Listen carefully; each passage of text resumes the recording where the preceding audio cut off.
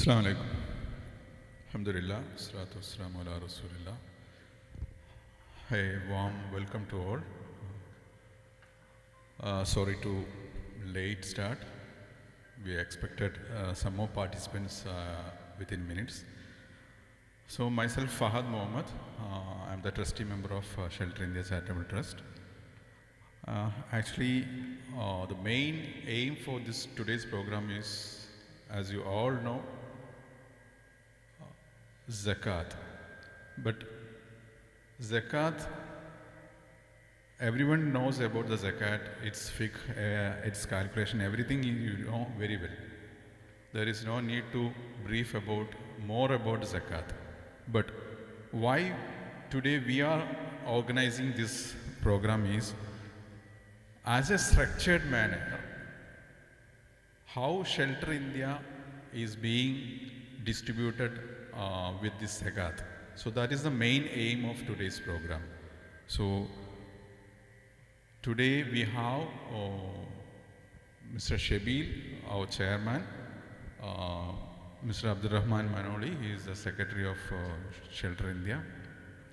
Abdullah Ansari is there, he is the medical coordinator, and Azhar is there, he is the vice chairman, and media team, Mr. Salahuddin and Nawaz is there.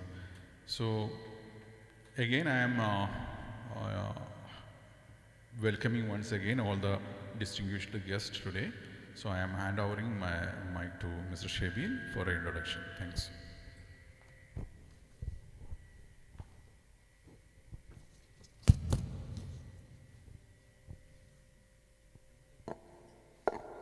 Bismillahirrahmanirrahim. Alhamdulillah. Wassalatu wassalamu ala rasulillah wa ala alihi wa sahbihi ajma'in. Amma ba'd. പ്രിയപ്പെട്ട സഹപ്രവർത്തകരെ, നമ്മളെ shelter India എന്ന് പറയുന്ന ഒരു charitable trust ഏകദേശം 2015 ഓഗസ്റ്റോടു കൂടിയാണ് രൂപീകൃതമാകുന്നത്. ഏകദേശം 10 വർഷങ്ങൾ ഇപ്പോൾ പൂർത്തിയാകുകയാണ്. ജീവിതത്തിൽ പ്രയാസപ്പെടുന്ന, ബുദ്ധിമുട്ടുകൾ അനുഭവിക്കുന്ന അനേകം മനുഷ്യരിലേക്ക് അള്ളാഹുവിൻ്റെ അനുഗ്രഹത്തോടു കൂടി ഈ കാലയളവിൽ നമുക്ക് എത്താൻ സാധിച്ചു. ഇത് അള്ളാഹു സ്വീകരിക്കുമാറാകട്ടെ. ഹിദായത്ത് എന്ന് പറയുന്ന ഒരു അനുഗ്രഹം ലഭിച്ചിട്ടുള്ള ആളുകളാണ് നമ്മളൊക്കെ. അതായത് ഏതൊരു സത്കർമ്മങ്ങൾ നമ്മൾ ചെയ്യുമ്പോഴും നമ്മുടെ പ്രതീക്ഷയും നമ്മുടെ ആഗ്രഹവും ഇത് അള്ളാഹു സ്വീകരിച്ച് ഇതിൻ്റെ പ്രതിഫലം നാളെ നമുക്ക് ലഭിക്കണമെന്നുള്ളതാണ്. അത് ഹിദായത്ത് ലഭിച്ച, ഹിദായത്തുമായി മുന്നോട്ട് പോകുന്ന ആളുകൾക്ക് മാത്രമേ സാധിക്കുന്ന ഒന്നാണ്. ഈ അർത്ഥത്തിൽ തന്നെ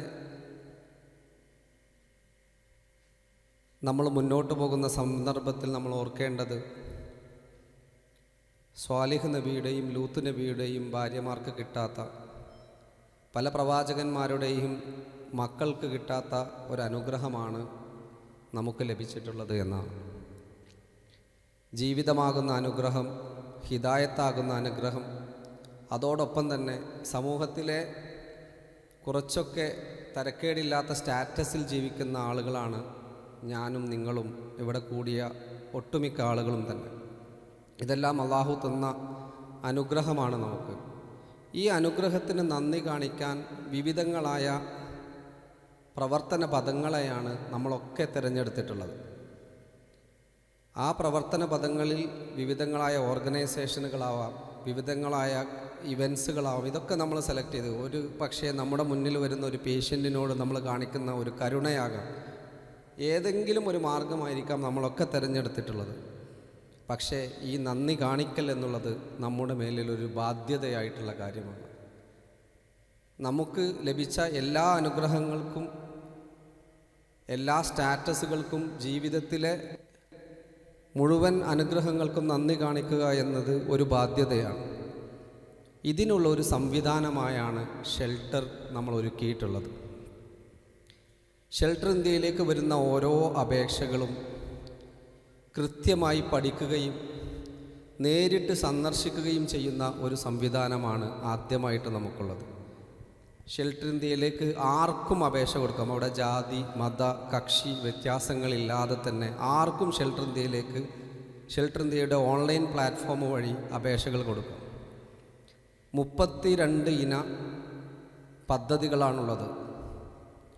മെഡിക്കൽ എമർജൻസി മുതൽ വീട്, ടോയ്ലറ്റ് സൗകര്യങ്ങൾ,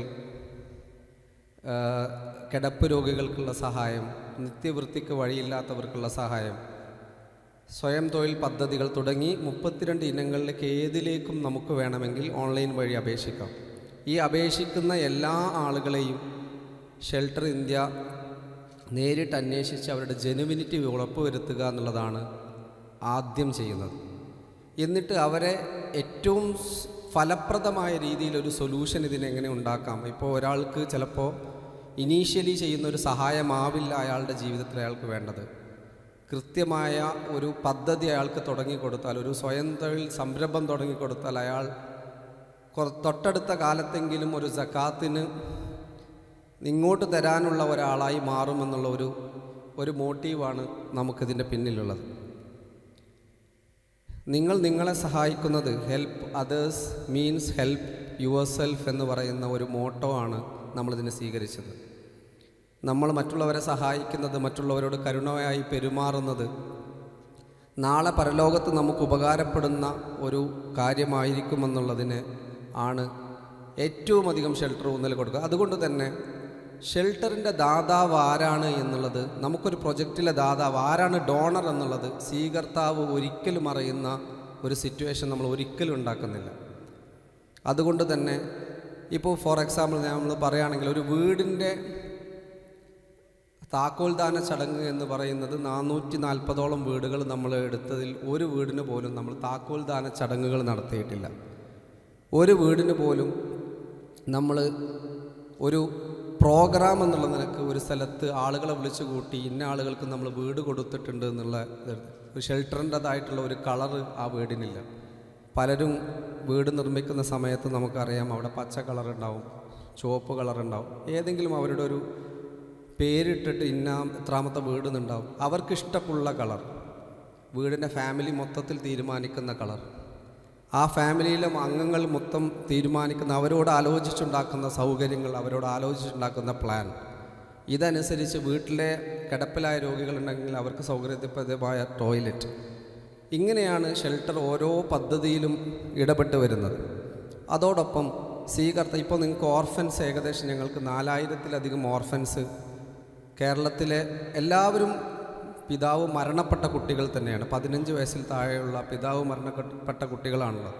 പക്ഷേ ഈ ആളുകളുടെ ഡോണർക്ക് അവരുടെ സർട്ടിഫിക്കറ്റായിട്ട് നമ്മൾ കൊടുക്കുമെന്നല്ലാതെ ഇന്നയാളാണ് നമ്മളെ വളർത്തുന്നത് എന്നോ ഇന്നയാളാണ് നമുക്ക് ഡൊണേറ്റ് ചെയ്യുന്നതോ എന്ന് അറിയാനുള്ള ഒരു സംവിധാനവും നമ്മൾ ഒരുക്കിയിട്ടില്ല. അതോടൊപ്പം ഈ കുട്ടികൾക്ക് ഇപ്പോൾ ഒരു നിത്യചെലവിന് ഏതെങ്കിലും ഒരു കടയിൽ നമ്മളൊരു ഭക്ഷണം ഏൽപ്പിക്കുന്ന സമയത്ത് ഒരിക്കലും തന്നെ ഈ ആളുടെ വീട്ടിൽ പുറത്തുനിന്നൊരാൾ വാങ്ങിയിട്ടാണ് സഹായം എത്തുന്നത് എന്ന് അറിയാതിരിക്കാൻ വേണ്ടിയിട്ടാണ് ഒരു കടയിൽ ആ വീട്ടിലെ കുട്ടിക്ക് പോയിട്ട് ഈ സാധനങ്ങൾ വാങ്ങിക്കാനുള്ള സംവിധാനമാണ് ഉള്ളത്.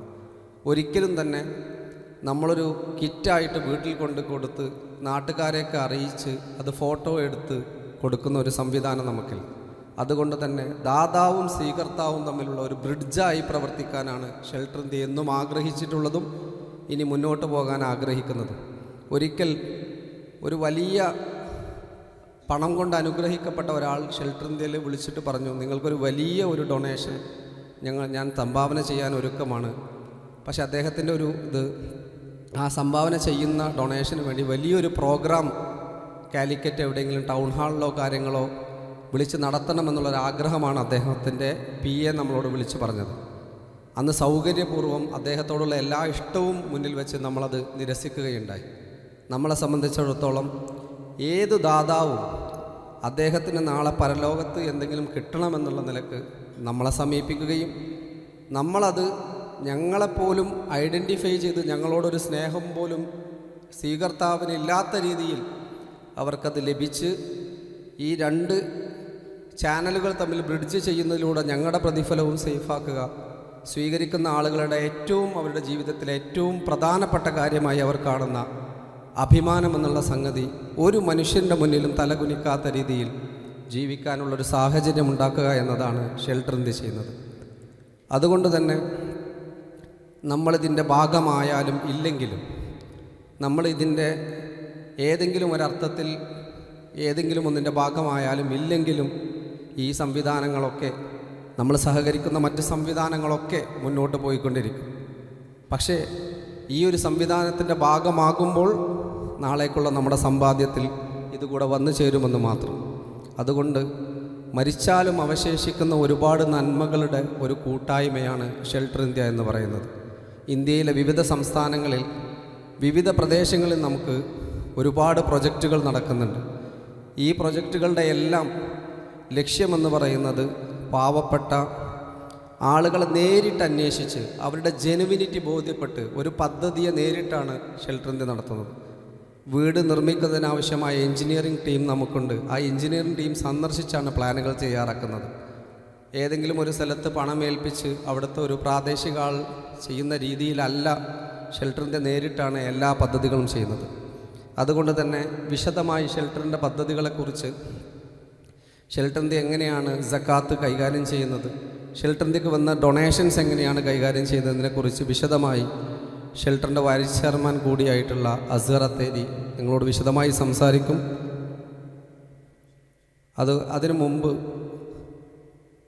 ഷെൽട്ടറിൻ്റെ നോർത്ത് ഇന്ത്യ പ്രൊജക്റ്റുകൾ കൈകാര്യം ചെയ്യുന്ന നിങ്ങൾക്കറിയാം, പല സ്ഥലങ്ങളിലും നോർത്ത് ഇന്ത്യയിലെ വിദ്യാഭ്യാസപരമായിട്ടുള്ള കാര്യങ്ങളിൽ ഷെൽട്ടർ ഇന്ത്യ ഇടപെടുന്നതിന് വേണ്ടി ഷെൽട്ടർ ഇന്ത്യക്ക് കൃത്യമായ ഒരു സംവിധാനമുണ്ട്. അതാണ് ഷെയ്ഡ് ഇന്ത്യ എന്ന് പറയുന്ന ഒരു അസോസിയേറ്റഡ് ട്രസ്റ്റ് കൂടി ഷെൽട്ടറിനുണ്ട്. അതിൻ്റെ ചെയർമാൻ കൂടിയായിട്ടുള്ള മുഹമ്മദ് മുബഷിർ സക്കാത്തും അതിൻ്റെ പ്രാധാന്യവും സംബന്ധിച്ച് നിങ്ങളോട് സംസാരിക്കും. അതിനുശേഷം ഇൻഷാ അല്ലാഹ് അസ്ഹർ നിങ്ങളോട് ഇതിൻ്റെ ഡീറ്റെയിൽ ആയിട്ടുള്ള പ്രസൻറ്റേഷൻ, ഷെൽട്ടർ എന്താ ചെയ്യുന്നത്, അതിനുശേഷം നമുക്കൊരു ഇൻട്രാക്റ്റീവ് സെഷനൂടെ ചെയ്യാം. ഇൻഷാ അല്ലാഹ് ഈ പ്രോഗ്രാമിലേക്ക് വന്നു ചേർന്നിട്ടുള്ള എല്ലാവർക്കും അള്ളാഹുവിൻ്റെ അനുഗ്രഹവും കൂടുതൽ ആയുസ്സും ദീർഘായുസ്സും എല്ലാം ഉണ്ടാവട്ടെ എന്ന് പ്രാർത്ഥിച്ചുകൊണ്ട് മുബഷിറിനെ ക്ഷണിക്കുന്നു. അസ്സലാമു അലൈക്കും വറഹ്മത്തുള്ളാഹി. السلام عليكم ورحمة الله وبركاته. الحمد لله رب العالمين، الصلاة والسلام على رسول الأمين وعلى آله وصحبه أجمعين، ما بعد. سبحانك لا علم لنا إلا ما علمتنا إنك أنت العليم الحكيم. رب اشرح لي صدري ويسر لي أمري واحلل عقدة من لساني يفقهوا قولي. പ്രിയമുള്ളവരെ, അൽഹംദുലില്ലാഹ് അല്ലാഹുവിൻ്റെ വലിയ അനുഗ്രഹം കൊണ്ട് കുറഞ്ഞ സമയം ഇങ്ങനെ കൂടിയിരിക്കാൻ അള്ളാഹു തൗഫീഖ് നൽകി. അൽഹംദുലില്ലാഹ്. സത്യത്തിൽ നിങ്ങളൊക്കെ വലിയ രാവിലെ മുതൽ ഈ സമയം വരെ ഹോസ്പിറ്റലും മറ്റുമായിട്ട് തിരക്ക് പിടിച്ച സ്ഥലത്ത് നിന്ന് ഒന്ന് ഒഴിഞ്ഞ് വീട്ടിലൊന്ന് സ്വസ്ഥമായി കട്ടൻ ചായ കുടിച്ചിരിക്കാൻ വേണ്ടിയിട്ട് നിൽക്കുന്ന സമയമാണ് സത്യത്തിൽ ഇതല്ലേ. അത് ഈ ഒരു ദിനിയായ മാർഗത്തിൽ ഒന്ന് സമയം ചെലവഴിക്കുക എന്നുള്ളത് അള്ളാഹുവിൻ്റെ തൗഫീഖ് തന്നെയാണ്. അള്ളാഹു അതിന് അനുഗ്രഹം നൽകി. ഏതായാലും ചുരുങ്ങിയ സമയം കൊണ്ട് ഇൻഷാ അല്ലാഹ് നമുക്കൊന്ന് പിരിയണം. അതിനുള്ളിൽ കുറഞ്ഞ കാര്യങ്ങൾ ഇൻഷാ അല്ലാഹ് നമുക്കൊന്ന് മനസ്സിലാക്കാനുണ്ട് എന്നുള്ളതാണ് ഇവിടെ ഈ കൂടിയതിൻ്റെ ഉദ്ദേശം. ഏതായാലും നമുക്കറിയാം, ഇന്നത്തെ ഒരു സാഹചര്യം നോക്കുകയാണെങ്കിൽ ഒരു മുമ്മിനെ സംബന്ധിച്ചിടത്തോളം നമ്മളൊക്കെ മുമ്മിനാണല്ലോ ആദ്യം അല്ലേ. നമ്മൾ ഡോക്ടറെക്കാളും മുമ്പിൽ ഒരു മനുഷ്യനാണ്, അതുപോലെ നമ്മൾ മുമ്മിനാണ്. മുമ്മിനെ സംബന്ധിച്ചിടത്തോളം മനസ്സിലാക്കേണ്ട ഒരു കാര്യം, നമുക്ക് കൃത്യമായ ചിട്ടയുണ്ട്. നമുക്ക് കൃത്യമായ ആരാധനക്ക് ചിട്ടകളുണ്ട്. ദീൻ നമ്മൾ ഉറച്ചു നിൽക്കണമെങ്കിൽ നമുക്കറിയാം 5 തൂണുകളുണ്ട്. അതിൽ പ്രധാനപ്പെട്ടതാണ് സക്കാത്ത്. ആ സക്കാത്തിനെ കുറിച്ച് അള്ളാഹു സുബ്ഹാനഹു വ തആല പറയുമ്പോൾ, ഞാൻ ഈ അള്ളാഹു സുബ്ഹാനഹു വ തആല പറയുമ്പോൾ ഞാൻ പലപ്പോഴും ആലോചിക്കാറുണ്ട്, അള്ളാഹു പറയുന്നു എന്ന് നമ്മൾ പൊതുവേ ക്ലാസ്സുകളൊക്കെ കേൾക്കുമ്പോൾ അള്ളാഹു ആരാണ് ശരിക്കും ബോധ്യപ്പെടണം. ആ ബോധ്യം ഉണ്ടാകുമ്പോഴാണ് സത്യത്തിൽ ഈ അള്ളാഹു പറയുന്നു, ഖുർആൻ ഈ വിഷയം പറഞ്ഞിട്ടെന്ന് പറയുമ്പോൾ നമുക്ക് ചിന്ത ഉണ്ടാവുള്ളൂ. സുഹൃത്തുക്കളെ, ആരാണ് ഈ പഠിച്ചത്? നമ്മൾ സൃഷ്ടിച്ച് നമുക്കറിയാം, നമ്മൾ ഒന്നുമില്ലാത്തൊരു കാലം അല്ലേ. എനിക്ക് 42 വയസ്സുണ്ടെങ്കിൽ 43 വർഷം ഞാനില്ല. അങ്ങനെ അഡ്രസ്സില്ലാത്ത ഒരാൾ നിന്ന്, ഒരു ചെറിയ തുള്ളിയിൽ നിന്ന് അല്ലാഹു സുബ്ഹാനഹു വ തആല മെല്ലെ മെല്ലെ എന്നെ വളർത്തി കൊണ്ടുവന്നു. നമുക്കറിയാം, ഒരു തുള്ളിയിൽ നിന്ന് 6 മാസമായപ്പോഴേക്കും 1/2 കിലോ വരുന്ന അവസ്ഥ ഉണ്ടായി. പിന്നെ അവിടെ നിന്ന് അങ്ങോട്ട് കിടന്ന് കരയാൻ മാത്രം കഴിയുന്ന അവസ്ഥയിൽ പ്രസവിച്ചിട്ട് ചെരിഞ്ഞ് ഇരുന്ന് നിന്ന് നടന്നു തുടങ്ങി അല്ലേ. ഇതുപോലെ ഒന്നിരിക്കാൻ അള്ളാഹു സുബ്ഹാനഹു വ തആല സഹായിച്ചു. അവിടുന്ന് വിട്ടോ നമ്മളെ, അവിടുന്ന് വിട്ടോ. അവിടുന്ന് ഓരോ ഘട്ടം ഘട്ടമായി, അങ്ങനെ ഓരോ ഘട്ടം ഘട്ടമായി നമ്മളെ അള്ളാഹു സുബ്ഹാനഹു വ തആല വളർത്തി കൊണ്ടുവന്നതാണ്. നമുക്ക് വേണ്ട എല്ലാ സൗകര്യങ്ങളും ഞാൻ നടക്ക് ആലോചിക്കാറുണ്ട്. പഠിച്ചോനെ, നമ്മളിപ്പം എന്നെ അള്ളാഹു സുബ്ഹാനഹു വ തആല എന്ത് ചെയ്തു, നല്ലൊരു ഉപ്പയുടെ ഉമ്മയുടെ കീഴിൽ പ്രസവിച്ച് ഒരു സാഹചര്യത്തിൽ, കുടുംബ സാഹചര്യത്തിൽ വളർന്നു വരാൻ അള്ളാഹു തൗഫീഖ് നൽകി. ഞാൻ ആലോചിക്കണം, ഒരു പക്ഷേ ഞാനൊരു യു പിയിലെ ഏതെങ്കിലും ഒരു അഹമ്മദിൻ്റെ, ഒരു വ്യവസായി അഹമ്മദിൻ്റെ ഒക്കെ മോനായി ജനിക്കുന്ന അവസ്ഥ വന്നാൽ എന്തേ കാരം? എന്താ നമ്മൾ അവസ്ഥ ഉണ്ടാവുക? എവിടെയെങ്കിലും ഒരു പോത്തിൻ്റെ മുന്നിലോ ആടിൻ്റെ മുന്നിലോ ഒക്കെ നടന്ന് സമയം ചിലവഴിച്ച് രാത്രിയാകുമ്പോൾ എവിടെയും കടന്നുറങ്ങി പോകുന്ന അവസ്ഥയിലെത്തിയിട്ടുണ്ടാവില്ലേ? ഇങ്ങനെയൊക്കെ ഞാൻ പറഞ്ഞത് ഓരോ ഘട്ടം ഘട്ടം നമുക്ക് വേണ്ട കാര്യങ്ങൾ കണ്ടറിഞ്ഞ് നമ്മൾ ചോദിക്കാതെ, നമുക്ക് ചോദിച്ചാൽ അതൊക്കെ കിട്ടിയത് ചോദിക്കാതെ തന്നെ അള്ളാഹു സുബ്ഹാനഹു നമ്മൾ തന്നു. എന്നിട്ട് അള്ളാഹു പറയാണ്, അള്ളാഹുവാണ് മാലിക്കുൽ മുൽക്ക്. നമുക്കറിയാലോ, നമുക്ക് എന്തെല്ലാം അധികാരം നമ്മൾ കയ്യിലുണ്ടോ അതിൻ്റെയൊക്കെ ഉടമസ്ഥാവകാശം ആരുടെ കയ്യിലാണ്? അള്ളാഹു സുബ്ഹാനഹു വ തആലയാണ്. അള്ളാഹു പറയാണ്, മാലിക്കുൽ മുൽക്ക് തുഅ്തിൽ മുൽക മൻ തശാ വതുഇസ് മൻ തശാ വതുഖ്ദിലു മൻ തശാ.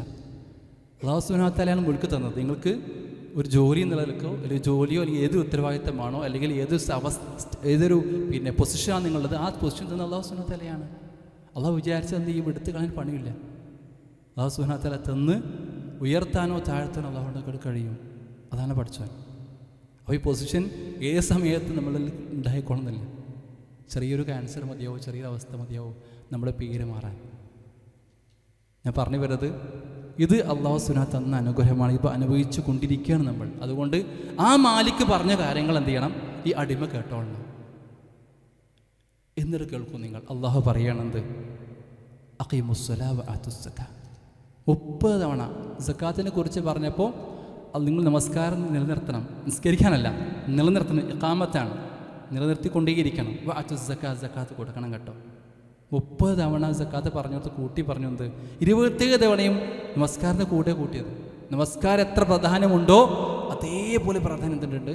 സക്കാത്തിന് കൊടുത്തിട്ടുണ്ട്. 27 തവണ കൂട്ടി പറഞ്ഞു. പിന്നെ മാത്രമാണോ സക്കാത്ത് എന്ന് പറയുമ്പോൾ എന്താണ്? സത്സുഹൃത്തുക്കൾ, എന്താണ് സക്കാത്ത് എന്ന് പറഞ്ഞാൽ? എന്താണ്?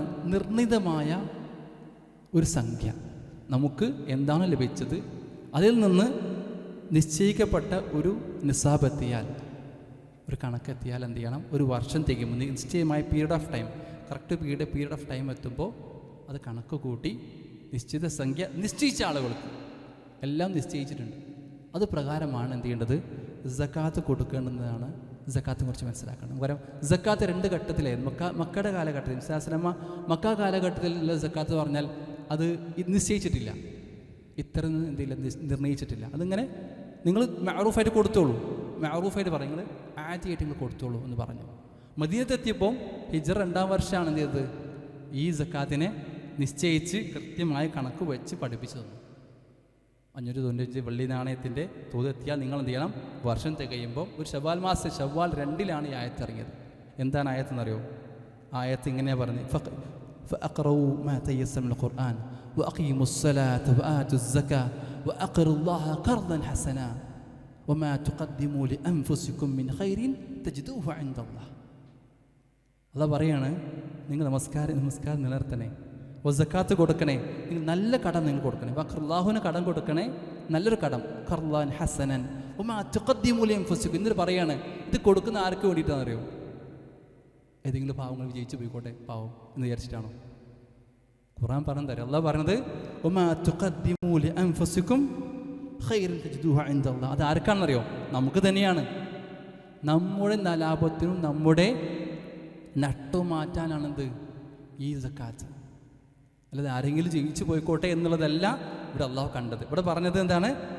എന്താണോ നിങ്ങൾ കൊടുത്തത് അത് അള്ളാഹുവിന് കാണുക തന്നെ ചെയ്യും. എന്താണ്? വഅഅ്ളമു അജ്റ, ചെറുതല്ല, വലിയ നന്മയാണ്, അഅ്ളമായ അജ്റാണ് നിങ്ങൾക്ക് കിട്ടുക. എന്നിട്ട് പറഞ്ഞു ആ അജ്റിനെ കുറിച്ച്. എന്താണ് സത്യത്തിൽ അള്ളാഹു തരാൻ ഉദ്ദേശിച്ച അജ്ർ? അത് വലുതാണ്. അത് ഇൻഷാ നമുക്ക് പറയാം. രണ്ടാമത്തെ കാര്യം എന്തായാലും സുഹൃത്ത് മനസ്സിലാക്കേണ്ടത്, സക്കാത്ത് കൊടുക്കുക എന്നുള്ളത് മുഅ്മിനാണോ അതിൻ്റെ അടയാളമാണ്.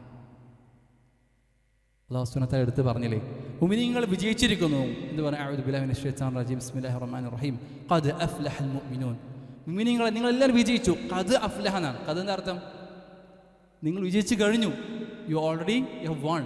അങ്ങനെ സ്റ്റാർട്ട് ചെയ്യുന്നത്. നിങ്ങൾ വിജയിക്കുന്നല്ല, വിജയിച്ചിരിക്കുന്നു. എന്നിട്ട് പറഞ്ഞു എന്ത്? അല്ലദീന ഹും സ്വലാത്തിഹിം ഖാശിഊൻ, അവർ നമസ്കാരത്തിൽ അങ്ങേയറ്റം ഖുശൂ പാലിക്കും. വലദീന ഹും അനിൽ ലഗ്വി മുഅ്രിദൂൻ, അനാവശ്യ കാര്യങ്ങൾ എന്ത് ചെയ്യും? അവൻ അവിടുന്ന് ഒഴിഞ്ഞു മാറും. അവൻ്റെ ദുനിയാവ് പരലോകം നഷ്ടപ്പെടുന്ന എന്തെങ്കിലും വിഷയം അവിടെ നടക്കണമെങ്കിൽ, ഒരു പാർട്ടി നടക്കണമെങ്കിൽ തൽക്കാലത്തേക്ക് മുമ്പിന് ഒഴിഞ്ഞു മാറും. അവന് ഡീസൻ്റ് എന്ത് ചെയ്യും? അവിടുന്ന് ഒഴിഞ്ഞു മാറിപ്പോകും. പിന്നെ പറഞ്ഞു വല്ലദീന ഹും ലിസ്സകാത്തി ഫാഇലൂൻ, അവരെന്ത് ചെയ്യും? സക്കാത്ത് കൃത്യമായി അവർ നിർവഹിച്ചു കൊണ്ടിരിക്കുന്നതാണ്. ഇതൊക്കെ ഇങ്ങനെ ഒരു 8 ഗുണങ്ങളോടുത്ത് മൂന്നാമത് പറഞ്ഞെന്താണ്? സക്കാത്താണ്. ഞാൻ പറയുന്നത് ഇന്നിട്ട് പറഞ്ഞു മുഅ്മിനാണോ അതിൻ്റെ ഗുണം, അതിൻ്റെ ഒരു ലക്ഷണം എന്ന് പറയില്ലേ, ഒരിക്കലും ആരും എന്തെങ്കിലും മുഅ്മിനാവുകയില്ല. നബി പറയാണ് ലാ യുഅ്മിനു അഹദുക്കും, ഒരിക്കലും നിങ്ങൾ ആരും എന്ത് ചെയ്യില്ല? മുഅ്മിനാവുകയില്ല കേട്ടോ. ഹത്താ യുഹിബ്ബു ലിഅഖീഹി മാ യുഹിബ്ബു ലിനഫ്സിഹി, നിങ്ങൾ ഇഷ്ടപ്പെടുന്നൊരു കാര്യം, നിങ്ങൾ ഇഷ്ടപ്പെടുന്നതാണ്, നിങ്ങൾ ഇഷ്ടപ്പെടുന്ന സമ്പാദ്യം, നമ്മൾ ഈ ജോലി ചെയ്യുന്നത് സമ്പാദിക്കാൻ തന്നെയല്ലേ? ആ സമ്പാദ്യം ഇഷ്ടപ്പെടുന്നതാണല്ലേ? ആ ഇഷ്ടം നിങ്ങൾ ഇഷ്ടപ്പെടുന്ന കാര്യത്തെ നിങ്ങൾ സഹോദരൻ ഇഷ്ടപ്പെടുന്നവരെ, സഹോദരനും ആ ഇഷ്ടം, നിങ്ങൾ കാണിക്കുന്ന ഇഷ്ടം അവർക്ക് ലഭിക്കുന്നത് വരെ, ലഭിക്കാത്തത് വരെ ഒരിക്കലും നിങ്ങൾ മുഅ്മിനാവുകയില്ല. അങ്ങനെ ചിന്തിക്കാത്തവന് മുഅ്മിനാവാൻ സാധിക്കില്ല. സുഹൃത്തുക്കളെ, ധനം എന്താണെന്നറിയോ? സക്കാത്ത് തന്നെ അർത്ഥത്തിന് എന്താണെന്നറിയോ സുഹൃത്തുക്കളെ? ശുദ്ധീകരണമാണ്. സക്കാത്ത് എന്താണ്? ശുദ്ധീകരിക്കുക. എന്ത് ശുദ്ധീകരിക്കുക? 2 കാര്യങ്ങളെ. ഒന്ന്, നമ്മുടെ ധനത്തെ ശുദ്ധീകരിക്കുക എന്നാണ്. ധനത്തെ ശുദ്ധീകരിക്കുന്നവർക്ക് വിശ്വാസലമായോട് പറഞ്ഞൊരു വാചകം നിങ്ങൾ കേൾക്കണേ. അവസാനത്തെ പറയാണ് ഹുദ് നബിയെ, നിങ്ങൾ നീ പിടിച്ചു വാങ്ങണമെന്നാണ്. നിങ്ങൾ കൊടുത്ത നിർദ്ദേശം തരാം. ഹുദ്, നീ വാങ്ങണം കേട്ടോ, മിൻ അംവാലിഹിം, അവരുടെ സമ്പത്തിൽ നിന്ന്, സ്വദഖതൻ തദ്ഹറകും വതുസക്കീഹിം, അതെന്ത് ചെയ്യുന്നറിയോ? അവരെ ശുദ്ധീകരിക്കും, സംസ്കരിച്ചെടുക്കും. ബിമാ വസല്ല അലൈഹിം ഇന്ന സ്വലാത്തക സകനൻ ലഹും, എന്നിട്ട് പ്രാർത്ഥിക്കണം. നബിയെ നീ എന്ത് ചെയ്യണം? നീ അവരുടെ വാങ്ങിച്ചിട്ട് അവർക്കൊരു പ്രാർത്ഥിച്ചു കൊടുക്കും. കാരണം അവർക്ക് ആ പ്രാർത്ഥന ഭയങ്കര സക്കീനത്ത് ഉണ്ടാക്കും. എന്നിട്ട് പറയുകയാണെന്നറിയോ, ഇത് വാങ്ങിക്കാനാണ് പറഞ്ഞത്, വിശ്വാസത്തിന് പറയുന്നത്. എന്നിട്ട് പറഞ്ഞ കച്ചവടക്കാരെ വിളിച്ച് നബി പറഞ്ഞ വാചകം കേൾക്കണം. കച്ചവടക്കാരെ വിളിച്ച് പറഞ്ഞതോ, നിങ്ങൾ കച്ചവടത്തിൽ എന്ത് ചെയ്യും? നിങ്ങൾ സംസാരത്തിൽ അതിര് കവിഞ്ഞിട്ടുണ്ടാവും. നിങ്ങൾ ചിലപ്പോൾ സെയിൽസ്മാനാണ്, നമ്മളൊരു സെയിൽസ്മാൻ ലെവലിൽ നോക്കുകയാണെങ്കിൽ സ്വാഭാവികമായിട്ടും കുറച്ചൊക്കെ നമ്മൾ പറഞ്ഞു കൊടുത്ത് കുറച്ച് കൂട്ടി പറയും. അവനുള്ള സാധനം ചരക്ക് വിറ്റ് കഴിയുക, അങ്ങനെ പറഞ്ഞിട്ടുണ്ടാവും. പക്ഷേ അതിന് മാത്രം മുതൽ നിങ്ങളെ കയ്യിലുണ്ടായിക്കൊള്ളുന്നില്ല. ചിലതൊക്കെ മാറ്റി അവിഹിതങ്ങൾ, ചിലപ്പോൾ സംസാരത്തിൽ വന്നു പോകുന്ന അവിഹിതങ്ങൾ നിങ്ങൾ സമ്പാദ്യത്തിൽ കൂടിച്ചേർന്നിട്ടുണ്ടാവും. സംഭവിച്ചിട്ടില്ലേ നമ്മൾക്കൊക്കെ? നമ്മുടെ അടുത്തവൻ്റെ പേഷ്യൻസിനോട് നമ്മൾ പറയുന്നൊരു കാര്യം ഒരു പക്ഷെ എന്തുണ്ടാവും, കുറച്ചൊക്കെ ആ പേഷ്യൻ്റ് കംഫർട്ടിന് വേണ്ടിയിട്ടോ ഈ പേഷ്യൻ്റ് ട്രീറ്റ്മെൻറ്റ് എടുക്കാൻ വേണ്ടി നമ്മൾ എന്ത് ചെയ്യും? ചിലത് പറഞ്ഞിട്ടുണ്ടാവും. അതിൽ ചില അഭിഹിതങ്ങൾ ഒരു പക്ഷേ നമ്മുടെ സമ്പാദ്യത്തിൽ കടന്നുകൂടിയിട്ടുണ്ടാവും. അതിനൊക്കെ ശുദ്ധീകരിക്കാൻ നമുക്കറിയാത്ത പലതും കടന്നു കൂടിയിട്ടുണ്ട് അല്ലേ? കൂടിയിട്ടുണ്ടാവും. ആ കൂടിയതൊക്കെ തന്നെ ശുദ്ധീകരിച്ച് കളയുവാൻ ഉള്ള സമ്പാദ്യത്തെ സക്കാ ചെയ്ത് അതിനെ കൃത്യമായി ശുദ്ധീകരിച്ച് കളയാനുള്ള ഒരു പ്രക്രിയയാണെന്ത്? സക്കാത്ത്. അത് മാത്രമാണോ? നമ്മുടെ നഫ്സിനെ ശുദ്ധീകരിക്കാൻ കഴിയുന്ന, നമ്മളുണ്ടായിട്ട് നഫ്സിൽ, നമ്മുടെ ആത്മാവിലായിട്ട് മുഴുവൻ മാലിന്യത്തെ ശുദ്ധീകരിക്കാനും ഈ സക്കാത്തിനെ കൊണ്ട് കഴിയും. പിന്നെന്താ സക്കാത്ത്? സക്കാത്ത് വളർച്ചയാണ്. സക്കാത്ത് വളർച്ചയാണ്, നമുവാണ്, നമ ആണ്. നമ എന്താ അർത്ഥം? വളർച്ചയാണ്. സക്കാത്തിനെ കുറിച്ച് പറയുമ്പോൾ പറയുന്നതറിയോ?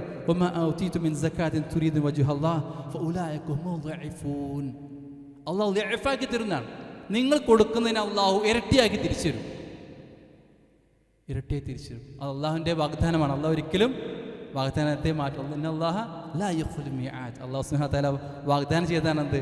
നിങ്ങൾ സക്കാത്ത് കൊടുത്തൊരു കാര്യത്തെ അള്ളാഹു വജീന്ന് ഉദ്ദേശിച്ച്, എന്നെ ഉദ്ദേശിച്ചിട്ട് നിങ്ങൾ തന്നിട്ടുണ്ടെങ്കിൽ അതെന്തായാലും നിങ്ങൾ ഇരട്ടിയായി തിരിച്ചു തരും. മാത്രമല്ല അള്ളാഹ് പറയാണ്, അത് മാത്രമാണോ? സൂത്ത് ബഖറ വാചകമുണ്ട്, അത് നിങ്ങൾ കേട്ടാൽ മതി സുഹൃത്തുക്കളെ, സഹോദരന്മാരെ.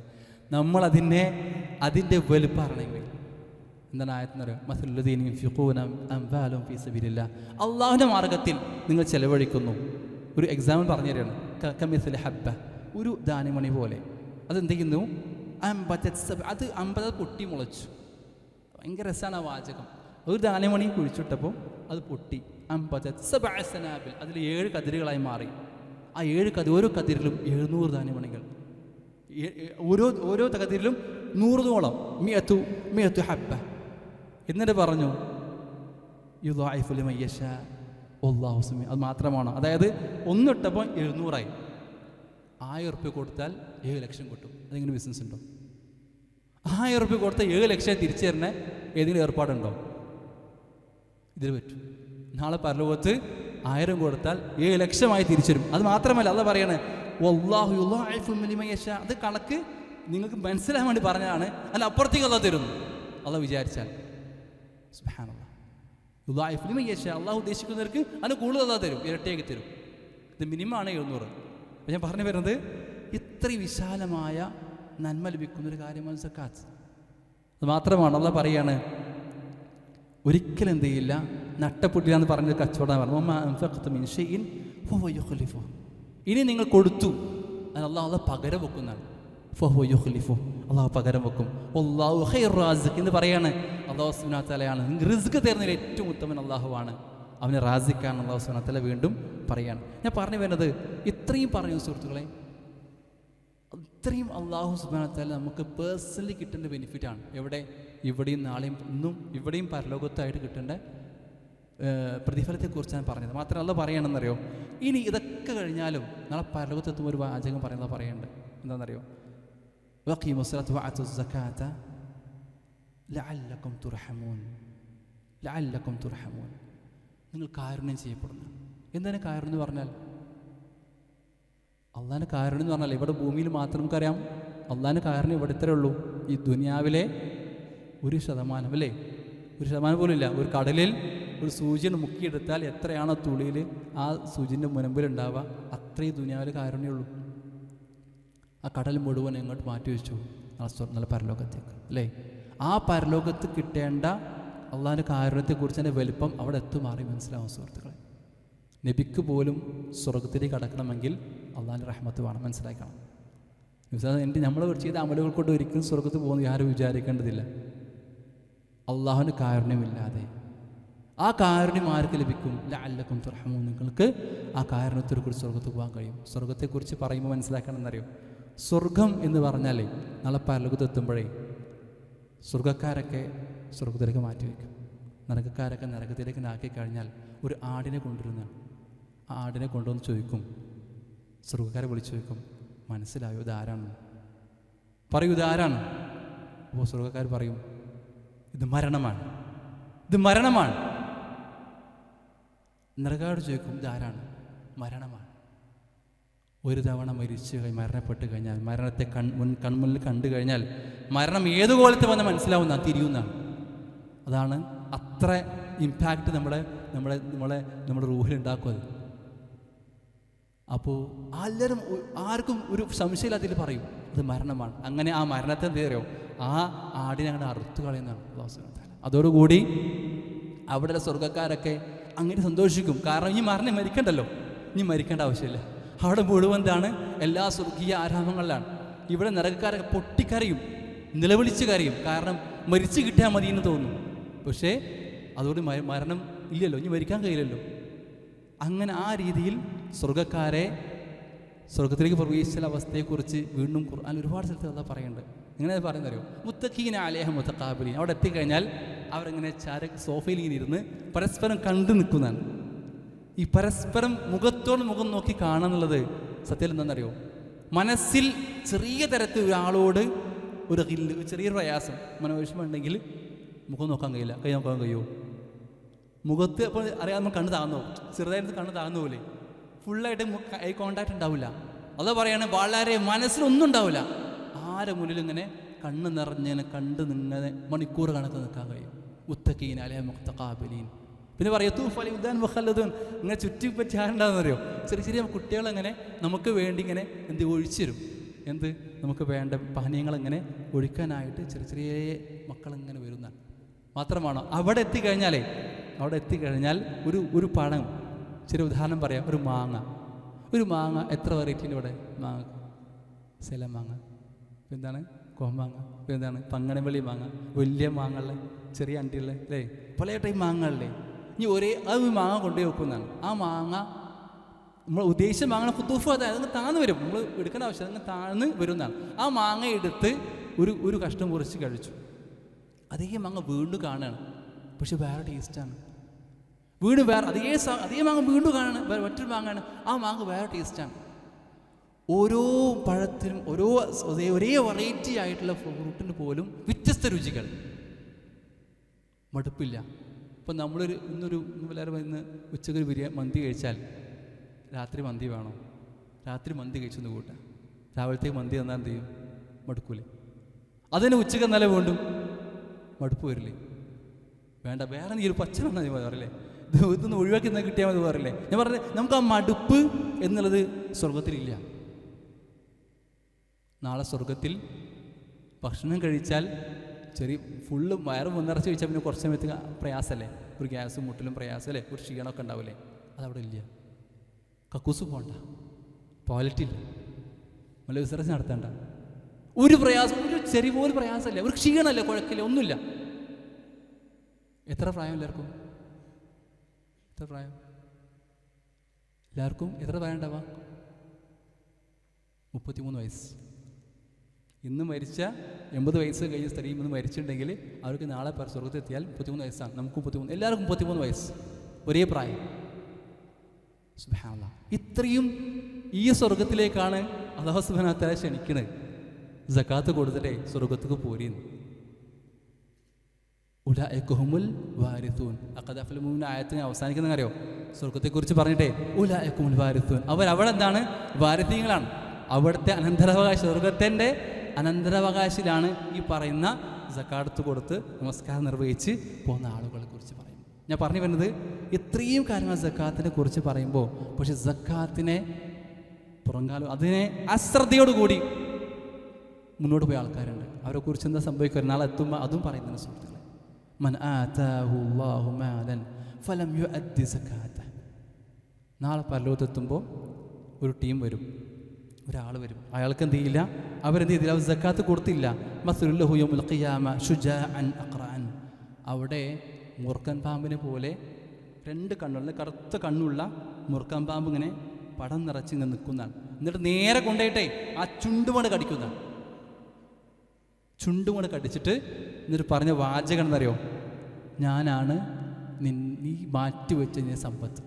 കുറഞ്ഞു പോകുന്ന വെച്ച് മാറ്റിയ സമ്പത്തില്ലേ, അത് ഞാനാണ് എന്ന് ചുണ്ടിനെ കടിച്ച് വലിച്ചുകൊണ്ട് ഈ പാമ്പ് വിളിച്ച് പറയുന്നതാണ്. വിശ്വാസനെ പിന്നെ പറയാണ് കാലിൻ്റെ ആയത്തിന് ഓതാൻ വിശ്വാസന്മ സുമ്മ തല നബി ഓതാൻ ആയത്ത് ലാ തഹ്സബന്ന ലദീന ബഖലൂൻ. ഒരിക്കൽ നിങ്ങൾ വിചാരിക്കേണ്ടതില്ല, നിങ്ങൾ പിശുക്ക് വെച്ചിട്ടേ ഇത് പോകുമെന്ന് വിചാരിച്ചിട്ട് മാറ്റി വെച്ച സംഖ്യയല്ലേ, ഇത് ഒരിക്കലും നിങ്ങൾക്ക് ഗുണകരമാണെന്ന് വിചാരിക്കേണ്ടതില്ല എന്ന് വിശ്വാസനമ ഓതി കൊടുക്കാൻ സുഹൃത്തുക്കളെ. ഞാൻ പറഞ്ഞു വരുന്നത് ഇത്രയും കാര്യങ്ങളാണ് സക്കാത്ത് വേണമെന്ന് മനസ്സിലാക്കേണ്ടത്. മാത്രം ഈ സക്കാത്തിന് എന്തുണ്ട്? 8 അവകാശികൾ വിശ്വാസനം പറഞ്ഞിട്ടുണ്ട്. 8 അവകാശികൾ അല്ലാഹു സുബ്ഹാനഹു വ തആല ഖുർആനിനെ കൃത്യം പറഞ്ഞിട്ടുണ്ട്.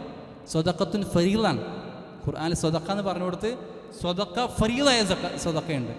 എന്താണ്? ഫർളായി കൊടുക്കേണ്ട സ്വദഖയാണ് സക്കാത്ത്. ഇന്ന് വിശ്വാസം വീണ്ടും പറയും, അല്ലാഹു സുബ്ഹാനഹു വ തആല പറയാണ് ഇന്നമ സ്വദഖാതു ലിൽ ഫുഖറാ. 8 കൂട്ടം ആളുകളാണ്, ശരിക്കും ശ്രദ്ധിക്കണേ. 8 കൂട്ടം ആളുകൾ. ഒന്ന് ഇന്നമ സ്വദഖാതു ലിൽ ഫുഖറാ, ഒന്ന് ഫക്കീറുകൾക്കാണ്. എന്താ ഈ ഫക്കീർ എന്ന് പറഞ്ഞാൽ?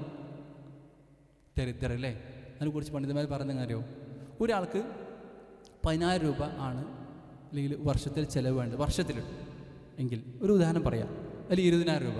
20,000 രൂപ ഒരാൾക്ക് വർഷത്തിൽ ചിലവുള്ള ഒരാളാണെങ്കിൽ മാസം 2,000 രൂപ വെച്ചോളൂ. അങ്ങനെ 20,000 രൂപ ആണെങ്കിൽ അയാൾക്ക് 10 രൂപ പോലും, അതിന് പകുതി പോലും അയാൾക്ക് കിട്ടുന്നില്ല. അവരാണ് എന്ത്? ദരിദ്രർ. അവരുടെ അത്യാവശ്യത്തിന് വേണ്ട ഒരു 2,000 രൂപ ഒരു മാസത്തിന് കിട്ടേണ്ട പോലും അതിൻ്റെ പകുതി പോലും കിട്ടുന്നില്ല. 2,000 കിട്ടേണ്ടത് ഒരു 1,000-ന് കുറവാണ് അയാൾക്ക് കിട്ടുന്നതെങ്കിൽ അയാളാണ് ഫക്കീർ. മിസ്കീനെ കുറിച്ച് പിന്നെ എന്താ പറയുന്നത്? ലിൽ ഫുഖറാഇ മസാക്കിൻ. 2ാമത്തെ കൂട്ടം മിസ്കീനുകളാണ്, മസാക്കീനാണ്. മിസ്കീൻ എന്ന് പറഞ്ഞാൽ ആ പകുതിൻ്റെ മുകളിൽ ഉണ്ടാവും ആ ഒരു സംഖ്യ, പക്ഷേ അവർ ആവശ്യത്തിനൊന്നും തികയില്ല, ഒരിക്കലും തികഞ്ഞിട്ട് പോകില്ല. മിസ്കീനാണ് ഏറ്റവും കൂടുതൽ പ്രയാസം കണ്ടുപിടിക്കാൻ അല്ലേ? മിസ്കീനെ കുറിച്ച് പറയുമ്പോൾ മിസ്കീൻ ഒരിക്കലും ചോദിച്ച് നിങ്ങളുടെ അടുത്തേക്ക് വരില്ല. നിങ്ങൾ വീട്ടിൽ തേടി മിസ്കീൻ വരില്ല, വീട്ടുമുറ്റത്ത് മിസ്കീൻ വരില്ല.